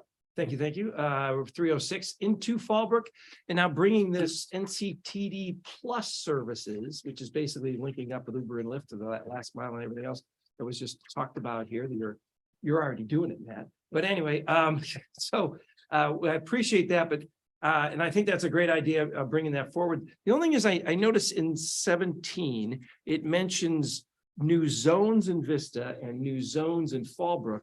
And if I don't have to do it now, but if I get a map of those zones, so I can let the people of Fallbrook know and Vista know where this is going to be playing out. So it's not the entire cities or the entire areas. We will send you out. Okay, yeah, the graphic would be nice that we could blast out to our people. Done. Okay, everybody happy with 17 now? Okay, great. So may I have a motion to approve consent items 3 through 24? So moved. Motion by Bat Patel, second by Hensy, I think. Please. 3 through 19. 18, 3 through 18. 3 through 18, I'm sorry. On the motion of board, everyone vote, please. I know we got used to the old, Okay, thank you.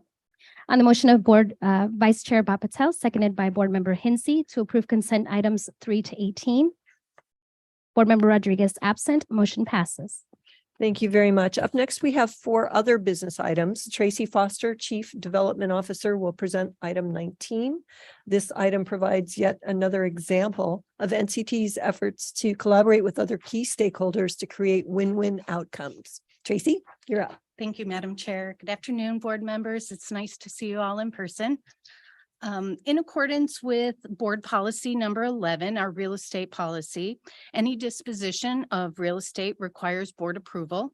And as such, this agenda item will seek approval for the sale of a small portion of a parcel at San Luis Rey Transit Center. So just a little background first. The San Luis Rey Transit Center is a 2.2 acre property. It was acquired by NCTD in 2007. The vacant lot was then constructed into a bus transit center and opened in 2014. Integral Communities is a private developer who has been working with the city of Oceanside on a nearby development. And as part of the entitlement process, the city is requiring that Integral create a second right-hand turn lane on North River Road in support of this new development. Integral Communities, on behalf of the city of Oceanside, has requested to purchase a 956 square foot portion of the San Luis Rey Transit Center in order to accommodate this right-hand turn lane. It should also be noted that the second turn lane will provide a benefit to NCTD by reducing traffic congestion for the buses that are entering into the transit center. So this is an overhead slide of the San Luis Rey Transit Center, just to situate everyone. You'll see that it is on the corner of North River Road and North River Road, and we are going to focus in right on that corner. So both of these pictures depict the area of the that is wanting to be acquired by the city of Oceanside. The hatched area in the drawing is the 956 square feet. And you'll see at, again, the corner of North River Road, you'll see that it is the yellow line with some vegetation or some landscaping in there and sidewalk.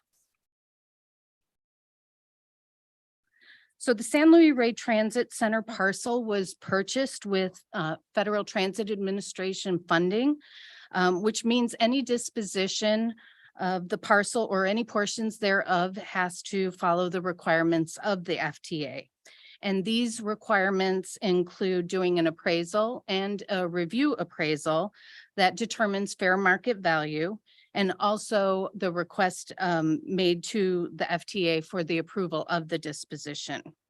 All of these steps were followed, confirming a fair market value of $26,000, and the FTA provided their concurrence to this transaction on September 21st in 2020. There have been some delays with this development. And so as we are now just proceeding with this transaction, we recently reviewed and reconfirmed the FTA's original approval. And that was done just last month on September 6th.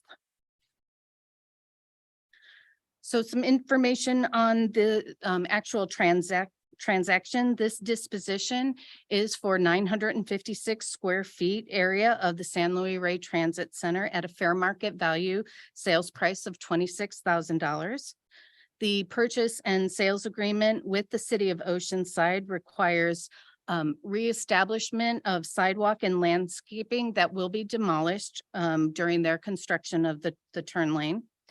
And as part of the review process, of this proposed transaction, it was determined that this disposition of the parcel portion will have no impact on current or future use of the transit center. And with that, staff recommends that the NCTD Board of Directors authorize the Executive Director to execute a purchase and sales agreement with the City of Oceanside for the disposition of an approximate 956 square foot portion of property located at the San Luis Rey Transit Center, and further authorize the Executive Director to execute the required documents to complete the sale of the property after review and approval by General Counsel. That concludes my presentation. I'm available for any questions. Thank you, Tracy. Sahel, do we have any public comments on this item? No, Madam Chair. At this time, public registration to speak on this item will end. Do board members have any questions? Board Member Desmond? Thank you. Second? Second by Bhat Patel. Everyone, please vote. Look, it only took us 3 times to get it right.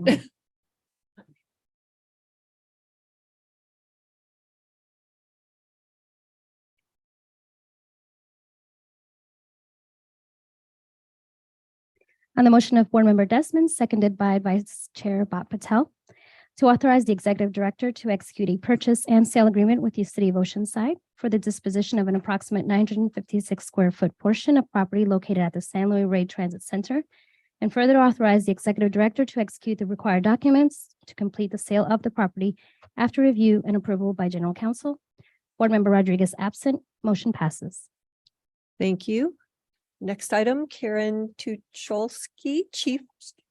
I never get it right. Karen. Yes. Say your last name. And Tucholsky. If you just ignore the C. Oh.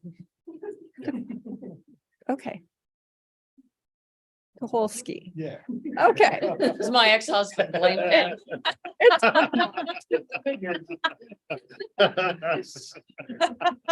Okay. Karen Tucholsky, Chief Operations Officer. You should have corrected me for the last 4 years, by the way. Support- Chief Operations Officer Support Services will review item 20 regarding proposed modifications to NCTD Ordinance 3 and conduct a public hearing for consideration of adoption of the revised ordinance. Thank you, Chair Edson, and good afternoon, board members. Go ahead, Suhail.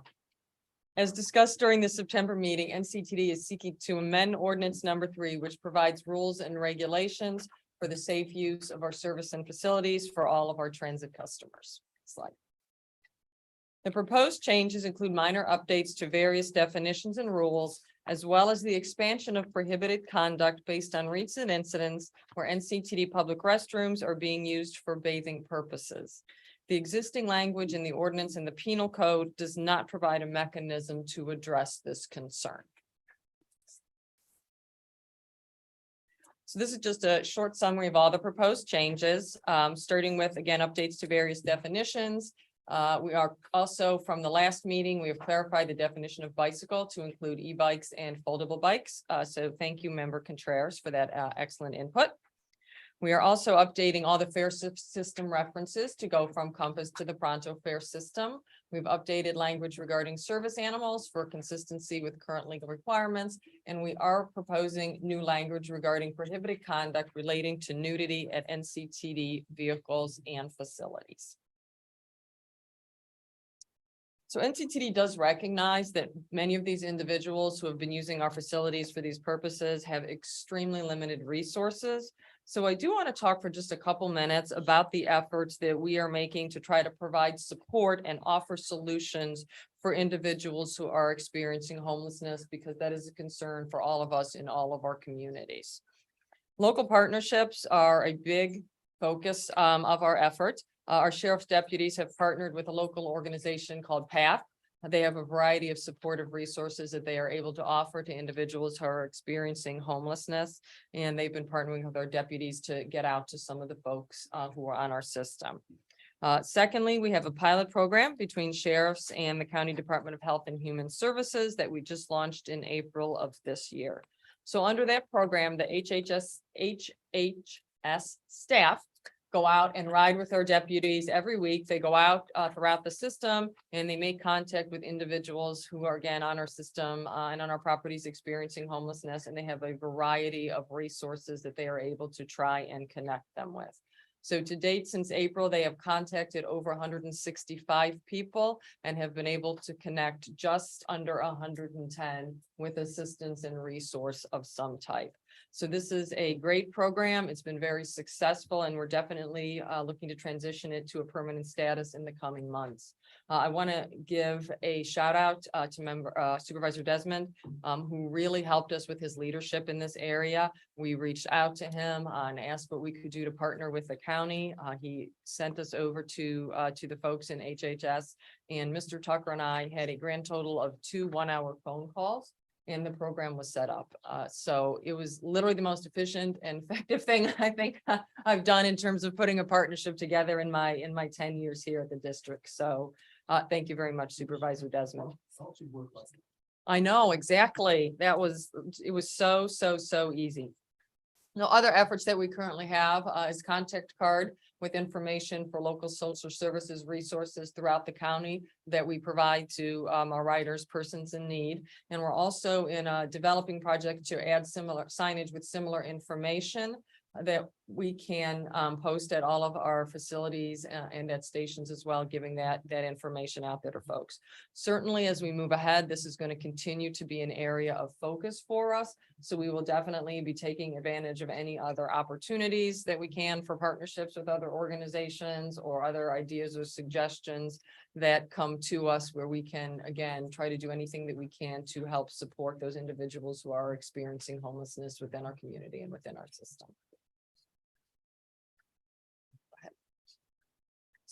So following the September meeting, staff did go forward and post the proper notices regarding the public hearing and comment period, and notifying the public of ways that they can submit feedback to us on the proposed changes.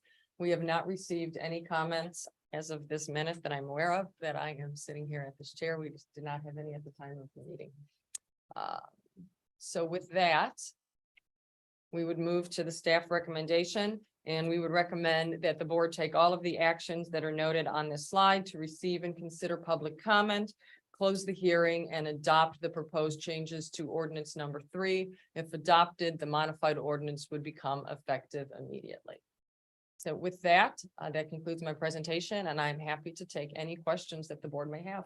Thank you, Karen Tucholsky, for the very informative presentation. I really appreciate that you and staff are making recommendations to address critical concerns that impacts the safety and security of our employees and riders.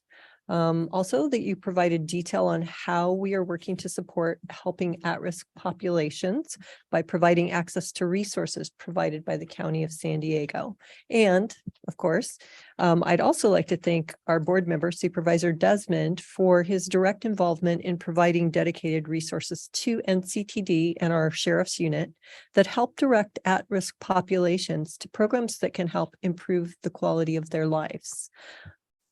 With that said, Suhel, do we have any public comments on this particular item? No, Madam Chair. Thank you. At this time, public registration to speak on this item will end. We'll move to board questions. Are there any questions? Board member Bhat Patel? Yes, just one question, and thanks for the presentation. With regards to our first interaction with folks, in case, you know, they are maybe conducting something that might be prohibited, I was just curious, is our first interaction an education moment, or are we immediately citing folks? Because I know, like, you know, in our city, we have some municipal codes we've put into place, and our first interaction is generally more education, right? And like providing resources, and then the next one, if it continues to happen, is maybe like an escalation point. And so I was just curious, like, what we're doing in that particular. That's our approach with all of the enforcement for any of our rules of riding or for any items under the ordinance, whether it is our deputies who would be out contacting individuals, or whether it's someone on a train crew who's contacting someone, or bus operator. Our first approach is always educational. We always strive to educate someone on whatever the rule or the requirement is, explain to them why it's there and what they can do in the future to comply. And then again, from there, we don't even move to enforcement, quite frankly, right off in the second time after that. We usually try to re-educate and then again, really stress the importance of compliance. We're not trying to take a heavy-handed approach. We're trying to promote the voluntary compliance with folks understanding why the rules and regulations are there, regardless of what it relates to, and why it's important to the system. And our deputies they're phenomenal. They have just a tremendous rapport with the public. They're not, they don't take an intimidating approach. And quite frankly, most of the individuals who are out in the system know them by name, and they will often approach them when they're on the system, because they know that that is what we're trying to do. We are trying to help folks, so they're remarkably responsive when they're being approached, even by our law enforcement partners. Great, thank you. And just wanted to say thanks for taking such a comprehensive approach to this, because it may seem simple, but clearly it's a very all-encompassing issue, and I'm glad that we're really thinking of it from that perspective. So really appreciate that. Thank you. Oh, I see Supervisor Desmond's hand up. Thank you. And I just want to reiterate, even at the county, we don't we don't want to arrest people if they're in trouble or they need help and need services. That's not the first thing, because jail is not the place to receive services, and especially if there's mental health issues and things like that. We want to try to get them into programs as quickly as possible, or at least let them be aware of what services are available. And I realize that's unfortunate. Some of these people don't have facilities. They end up using ours, and I don't blame them. But if we try to lead them to other opportunities, with the county, we just gave $3 million to the city of Oceanside for a new navigation center for people they're homeless and looking for programs and places to be. So we're working a lot in North County with the crisis stabilization units and giving out more mental health services. So it's not a heavy hand, it's more of a helping hand, and please, will you accept some programs and services is kind of the push. So, and it's not normally for us, law enforcement, and we try to put social workers or psychiatric workers and things like that. So it's more of a instead of, being confronted with somebody with a gun and a badge on is somebody else to hopefully entice them into those types of service. So happy to work with NCTD and continue with that effort, and I'll make a motion to approve. Thank you for that motion. I will second that motion. So motion by Desmond, second by Edson. Everyone, please vote.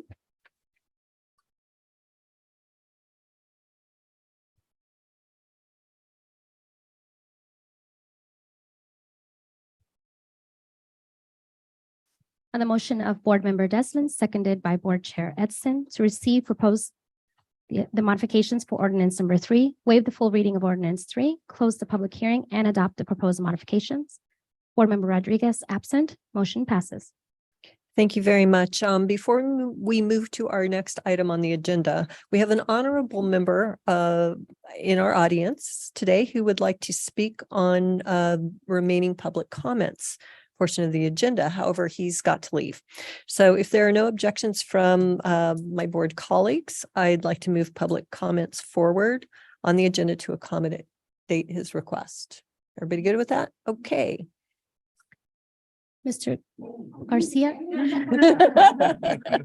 Sorry, yes, you're out. I didn't know that. I was told. Thank you, ma'am, so much. I do have an event in about an hour. I'm not going to be able to go home on bus. So, but thank you. My name is Joe Garcia. My address is 2700 East Valley Parkway, space number 203, Escondido, California, and 92027. And I'll be very brief. Thank you very much. My constituents have asked me to speak to two things to you today. And I assume by this wonderful reports that you've been receiving, you're probably already working on this. But in my community, no one, they're not aware of that. So I will speak. Number one is our bus stop sheds. In Escondido, I figure we've had new ones installed and we're very thankful for that. Escondido has a series of heat islands. So anything that you can do for that would be very, very helpful. So I wanted to let you know about that. In Escondido, we have a large group of senior citizens that ride the bus and are standing in the sun and would appreciate very much if you could help with that. The other thing is something that is not only I've been told about, but I've experienced. Before I was elected to city council, I decided I'm a church pastor. The last 35 years, that's my profession, my calling, and my vocation. And I decided to ride the sprint. Oh, thank you. Do I have to start over again? Yeah. To ride the Sprinter from Escondido to Oceanside and then walk up the hill because it's over 1524 Holly to church. So I would do that, and that was cool. I would bring tennis shoes and change shoes. I would leave, I would just barely make it back to catch the Sprinter because I refused to let my church members drive me. And it's good exercise for me, right? So I did that. Every once in a while, I would miss the bus in Escondido. Now it was dark and I had to sit there for an hour to wait for my next bus. All right, I'm not complaining about the waiting. What I experienced was it was so incredibly dark. That station is incredibly dark. And now, and I'm a pretty big guy, right? I was like, really paying attention to what was around me. 30 seconds. Yes, ma'am. Thank you. And so now it's been brought up to me by gentle ladies and senior citizens that are having to wait in the dark, and they wanted me to mention that. So anything that you can do to help us with that would be wonderful. Thank you very much. Have a wonderful, wonderful day. Mr. Mayor, thank you for showing, for being our voice here. Anyway, have a great day. Thank you. Are there any other members of the public who might wish to participate in? No, Madam Chair. Okay, thank you. At this time, the opportunity to participate in oral communications has ended. So now we're moving to item 21. Damon Blythe, Chief Operations Officer Bus, will review item 21, a discussion of adopting resolution number 22-18 to approve modifications to board policy number 21, the complimentary ADA paratransit program. Damon, you have the floor. Thank you. Good afternoon, members of the board. Happy to be here to speak with you today. Can we go to the next slide? So a little background. I'm going to assume that all of you have some familiarity with what Lyft is and what paratransit is. And if I've glossed over something and you don't understand it, I'm happy to take questions at the end. So we provide paratransit by way of Code of Federal Regulations because we provide fixed route service. And the paratransit that we provide has to be comparable to the level of service that we operate on our fixed route. And when we say comparable, we mean during the same hours of the day and during the same days of the week and in somewhat of the same area. And so the way we decide where we're going to run paratransit is you imagine the line that the bus route runs on, 3/4 of a mile on either side of that is sort of the paratransit corridor that we have to operate in. And we have to do that during the same days of the week and the same hours of the day that that bus runs. The Code of Federal Regulation also mandates that when you have an area, and we're going to use a term interchangeably here because small areas surrounded on all sides by the 3/4 of a mile buffer zone is kind of a pain to say. So we refer to it as a donut. So when you have an area that's surrounded on all sides by that buffer zone, but it's not covered, the FTA and the Code of Federal Regulations says that you have to provide service in that area, but they don't define what that is. And they leave it up to the individual transit agency to define how big that area is. Next slide. So Board Policy 21 currently defines those small areas as an area that's less than 1 square mile in size. And so we have a total of 6 areas in the NCTD service area, the Breeze area, that are uncovered. 2 of them are less than 1 square mile in size, so those are covered right now. We're proposing to update Board Policy 21 so that it increases the size of those areas from 1 square mile to 10 square miles.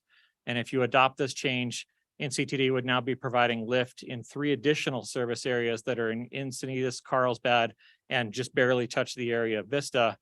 Some of these, if you're familiar with what used to be called the Flex 373 and the 374 that we discontinued in 2018, some of those areas would be now covered again. And the reason we're coming back to you on this is because it's been requested by several customers. You've been personally contacted, and we're trying to provide additional transportation options for some of what are arguably our most impacted customers. We're trying to enhance mobility for at-risk and underserved populations. Next slide. So just to kind of give you a high-level summary of what it looks like to operate Lyft, and I'm not going to go into a super lot of detail here. We have a lot of metrics that we judge Lyft by. One of the biggest ones is the cost per mile, but some of the other things that we're looking at is the average trip distance. And as you can see from before pre-COVID to now, our average trip distance has increased a small amount. Our average cost per mile has gone up somewhat. Some reasons behind that, we recently did increase the operator wages, so that's going to have an impact. We're also seeing an impact because of fuel. We are traveling less right now because we have less people out there riding. One of the ways that we judge that is our estimated active users. So that looks at the number of people that have used the service in the last 12 months. So in FY19, the number of people that used the service, unique individuals, was 2,800 people. For FY22, that's down to 771. A couple of factors at play there. Number one, we're in COVID and you have a lot of people that just simply aren't traveling for a variety of reasons. Number two, a lot of people, let their Lyft eligibility lapse because they either found a different way to get to where they were going. They're not making that trip anymore. There's a couple of different reasons there. And the other thing that I want to point out is that the average trips per active user has almost doubled in that time. And again, you're looking at this in the sort of lens of COVID. You've got people that, we used to have people that were taking trips to the casino once a week or once a month. You had people that were taking trips to the movies. You had people that were going out and going occasionally to dinner or shopping with friends. They're not taking those trips as much anymore because of COVID. So the people that are actually out there taking trips are the people that we're seeing are using the service on a frequent basis to go to adult daycare centers, to go to medical appointments, to go to dialysis, things like that. So we're seeing a lot more focused use of the system than we used to in the past. Next slide. So the way that we are going to arrive at some of this data, and I apologize ahead of time because this is going to go into some pretty heavy numbers, but we use the American Census Survey of 2020. And so the things that I'm talking about are only donuts 3, 4, and 5. So it's the 3 smaller donuts up there on the map or on the screen below us. The big donut at the bottom, we call donut 6. We're not talking about that one today. So all the estimates that I'm going to give you, we feel are extremely conservative. We've got a couple of factors in that. So the estimated populations that we're talking about are calculated on the weighted average of the percentages within the block group within the donut. The distances that we're talking about traveling are based on the average distance into the center of the donut. When you look at the land use in all 3 donuts, it's largely not residential in the middle of the donuts. In one of them, it's actually parkland. So we're likely not going to go to that, but we had to use something, so we just used the average distance. Not all registered Lyft users actually live in the NCTD service area. We do have quite a few people that live down in San Diego and they make a transfer trip every day or every other day using MTS and us. But because they're a registered Lyft user, we have to count them. And so that counts towards the number of people per census block that we would be considering as active users of the system. So that artificially inflates the number of people per census block that we would be talking about that actually live in these donuts.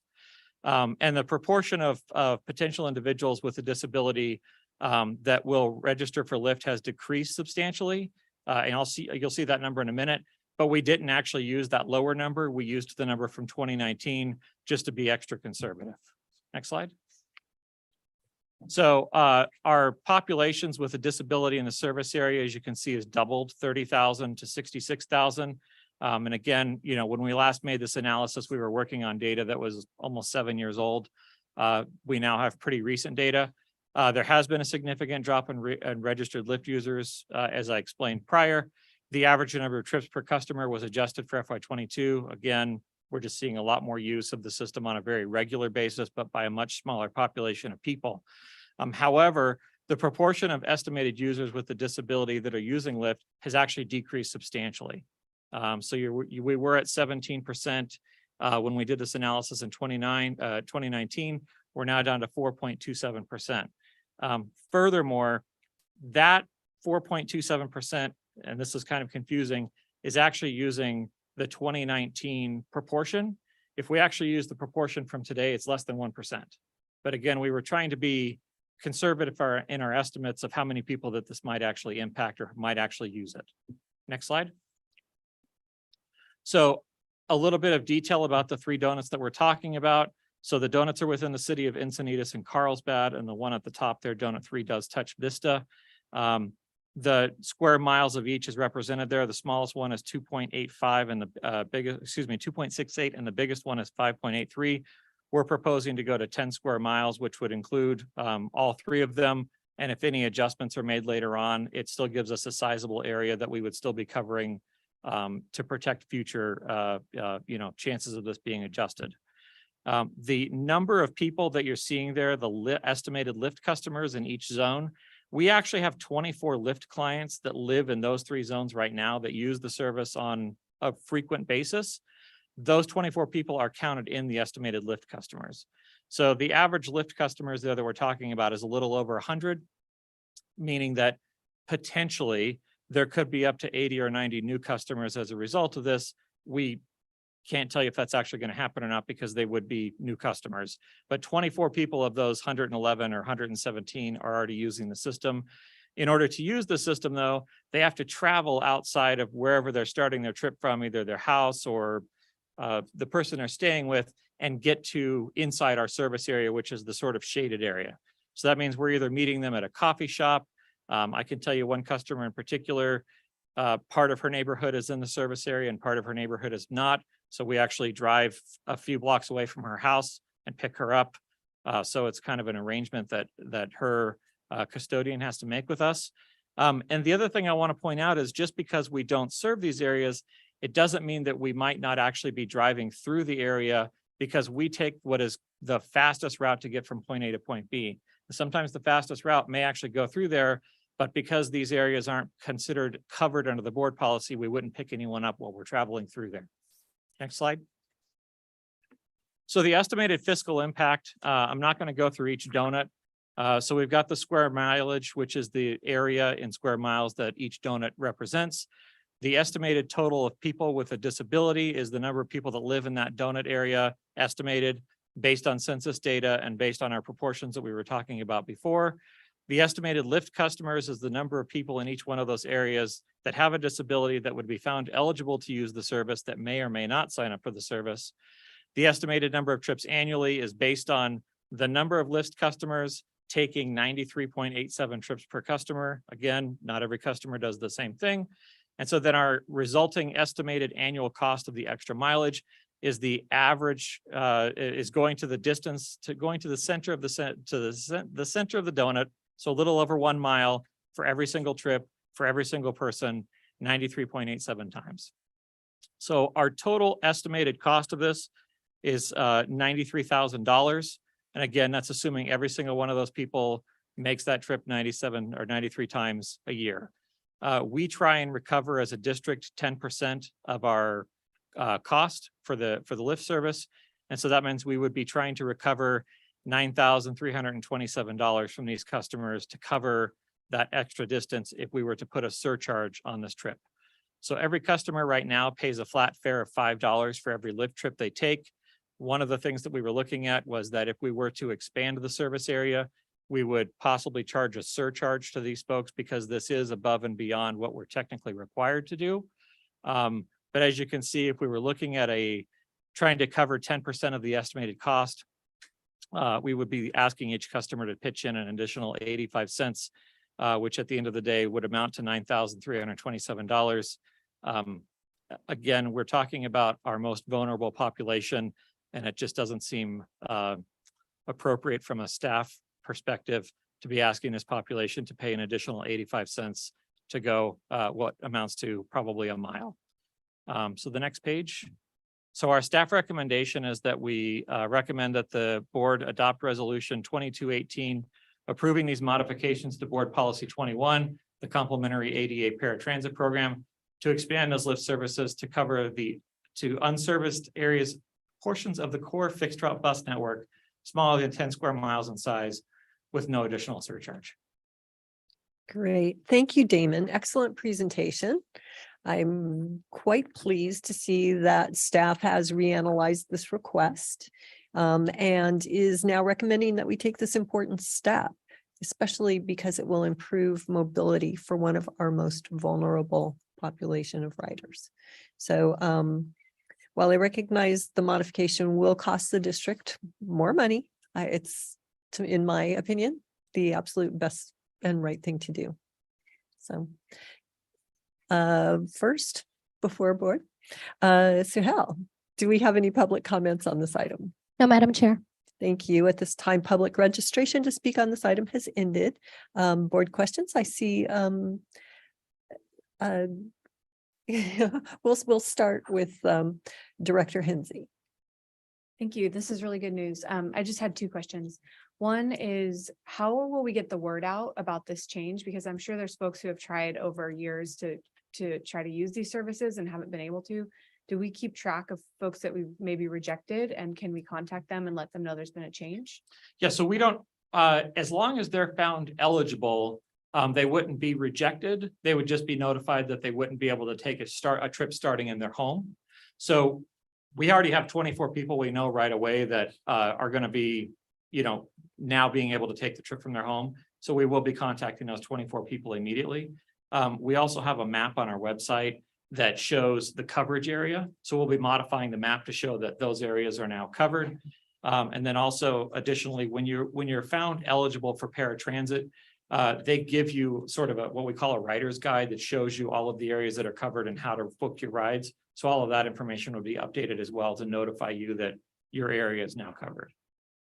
Okay, thank you. That's good to know. And then is this indefinite that we're able to do this? Because I noticed the numbers are so low when we're trying to rebound from COVID that there might be a time we get back to our previous numbers and maybe this is a stretch for us. But it sounds like it's not that big of a financial encumbrance for us. Yeah, I mean, and that's part of the problem is, you know, we know we have 24 people right now. The possibility is 100 people. I mean, in all likelihood, all 100 people are probably not going to apply for lift services. The intention right now is that this is just part of the board policy and this would be our policy moving forward. Thank you. Director Jenkins. I have just one question. You said one day you're gonna look at the area number 6.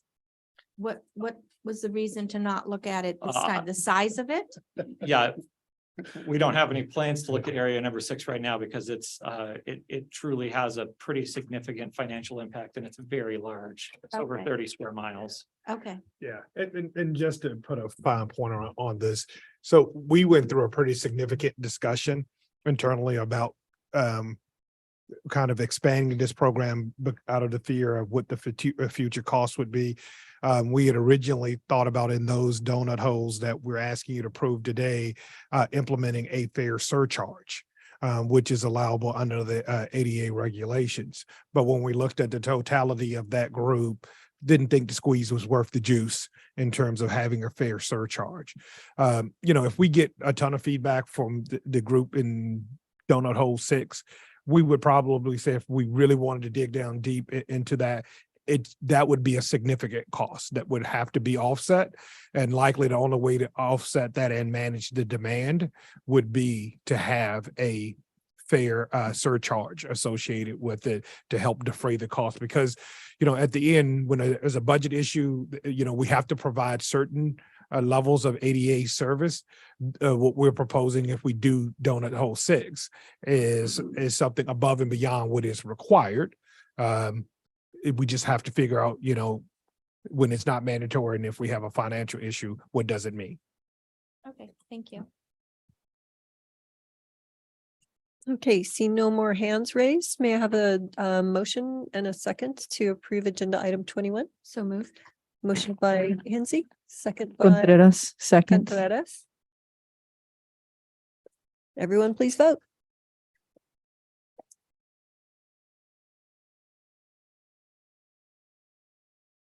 On the motion of Board Member Hensy, seconded by Board Member Contreras, to adopt resolution 2218, approving modifications to board policy number 21, complementary ADA paratransit program.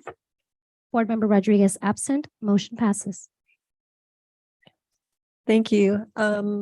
Since the next item, since they're the only employees directly hired by the board's responsible for conducting performance evaluations of the district's executive director and general counsel. Laura Cote, Chief Administrative Officer, will review item 22 regarding our executive director's annual performance evaluation. Said evaluation was completed by the executive committee on October 6, 2022, in accordance with board policy number 3. Committee and external appointments, and the executive director's employment agreement. Laura, you have the floor. All right. Thank you, Chair. So we can go to thank you. So thank you very much again. As Chair Edson mentioned, this item is asking for the board's approval of the executive committee's recommendation regarding the executive director's performance evaluation, as well as approve a performance-based incentive payment of $30,000. As noted in the staff report, along with the presentation that we did attach for you, that provided detailed information related to Mr. Tucker's evaluation. And at this point, the executive committee did meet in closed session on the 6th of this month and deemed Mr. Tucker's performance to be exceptional. So per his contract, this does automatically mean that he receives a cost of living adjustment per his agreement up to 3%.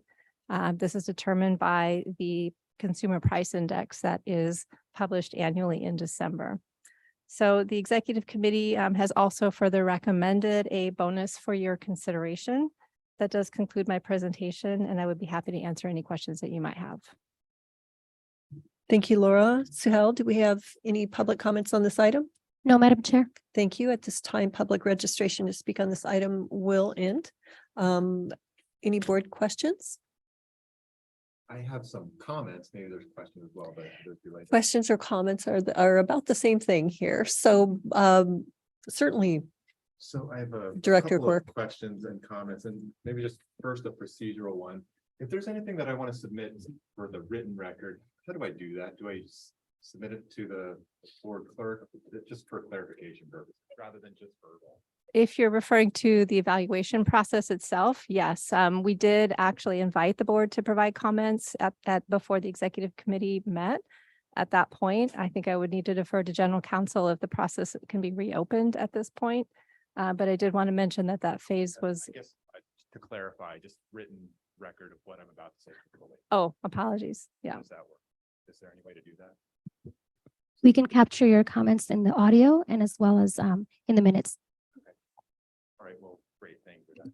First of all, I want to say that I've had several very engaging conversations with Matt over the past year or two about transportation, transit, technology, the future.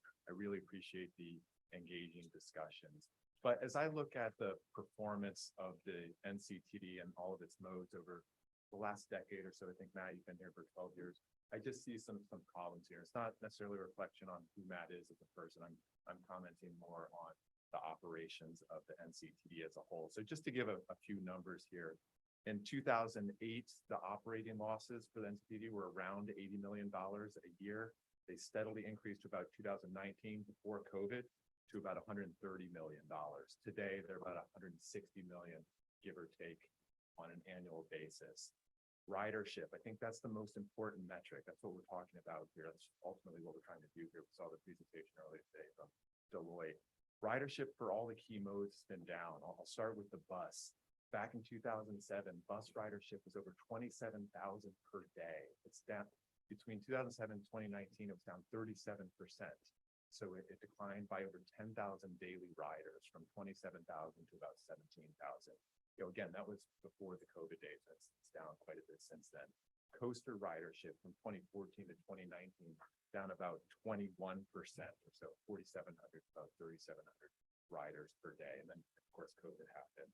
And then Sprinter, the numbers declined from about 7,000 or so per day, and I think 2015 to about 6,000 per day.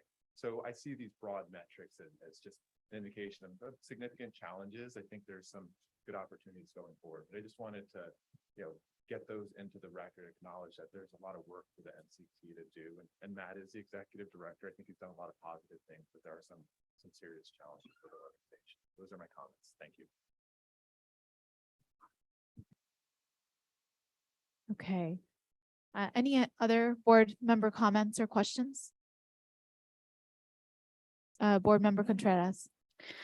Yes, I just want to say that, the cost of living has gone up so significantly, but as our policy indicates, the cost is capped at 3%. So I just want to make sure that, that's part of the equation here, of the package that we're looking at. Outside of that, I know that Matt caused the COVID crisis. So, but I think that this pandemic, which is still here, lingering around, we've done an incredible job at North County Transit District trying to figure out how to meet the moment and how to expand beyond what we've done before. And I really appreciate the leadership that our executive director, Matt Tucker, has given this organization and to everybody who works here at North County Transit District, from our operators to our executive director. It really is a collective effort. And I just want to say thank you. Thank you, board member. Anybody else have any other comments or questions? Okay. Seeing none, and I do see our chair coming back. But before that, may I have a motion to approve agenda item 22? I will make the motion to approve. Contreras will second. So motion by board member Hensy, seconded by board member Contreras.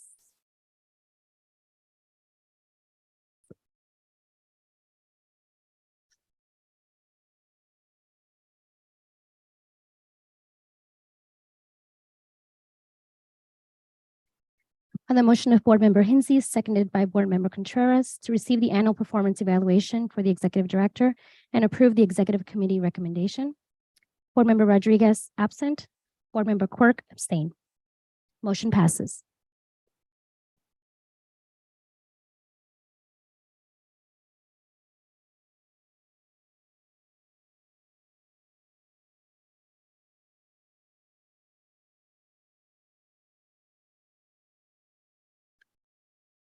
On the motion of Board Member Hensy, seconded by Board Member Contreras, to receive the annual performance evaluation for the Executive Director and approve the Executive Committee recommendation. Board Member Rodriguez, absent. Board Member Quirk, no. Motion passes. Thank you, Suhal. This brings us to the Executive Director's report. Mr. Tucker, do you have anything to report? No, ma'am. Okay. Thank you. Thank you for the confidence. You're welcome.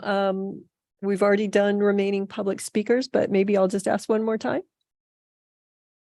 No remaining communications. Okay, great. Thank you so much. Board member comments, reports, anything? Nope. Great. Thanks, everybody. I look forward to seeing you at our next regularly scheduled board meeting at 2 p.m. on November 17th, 2022. This meeting is adjourned.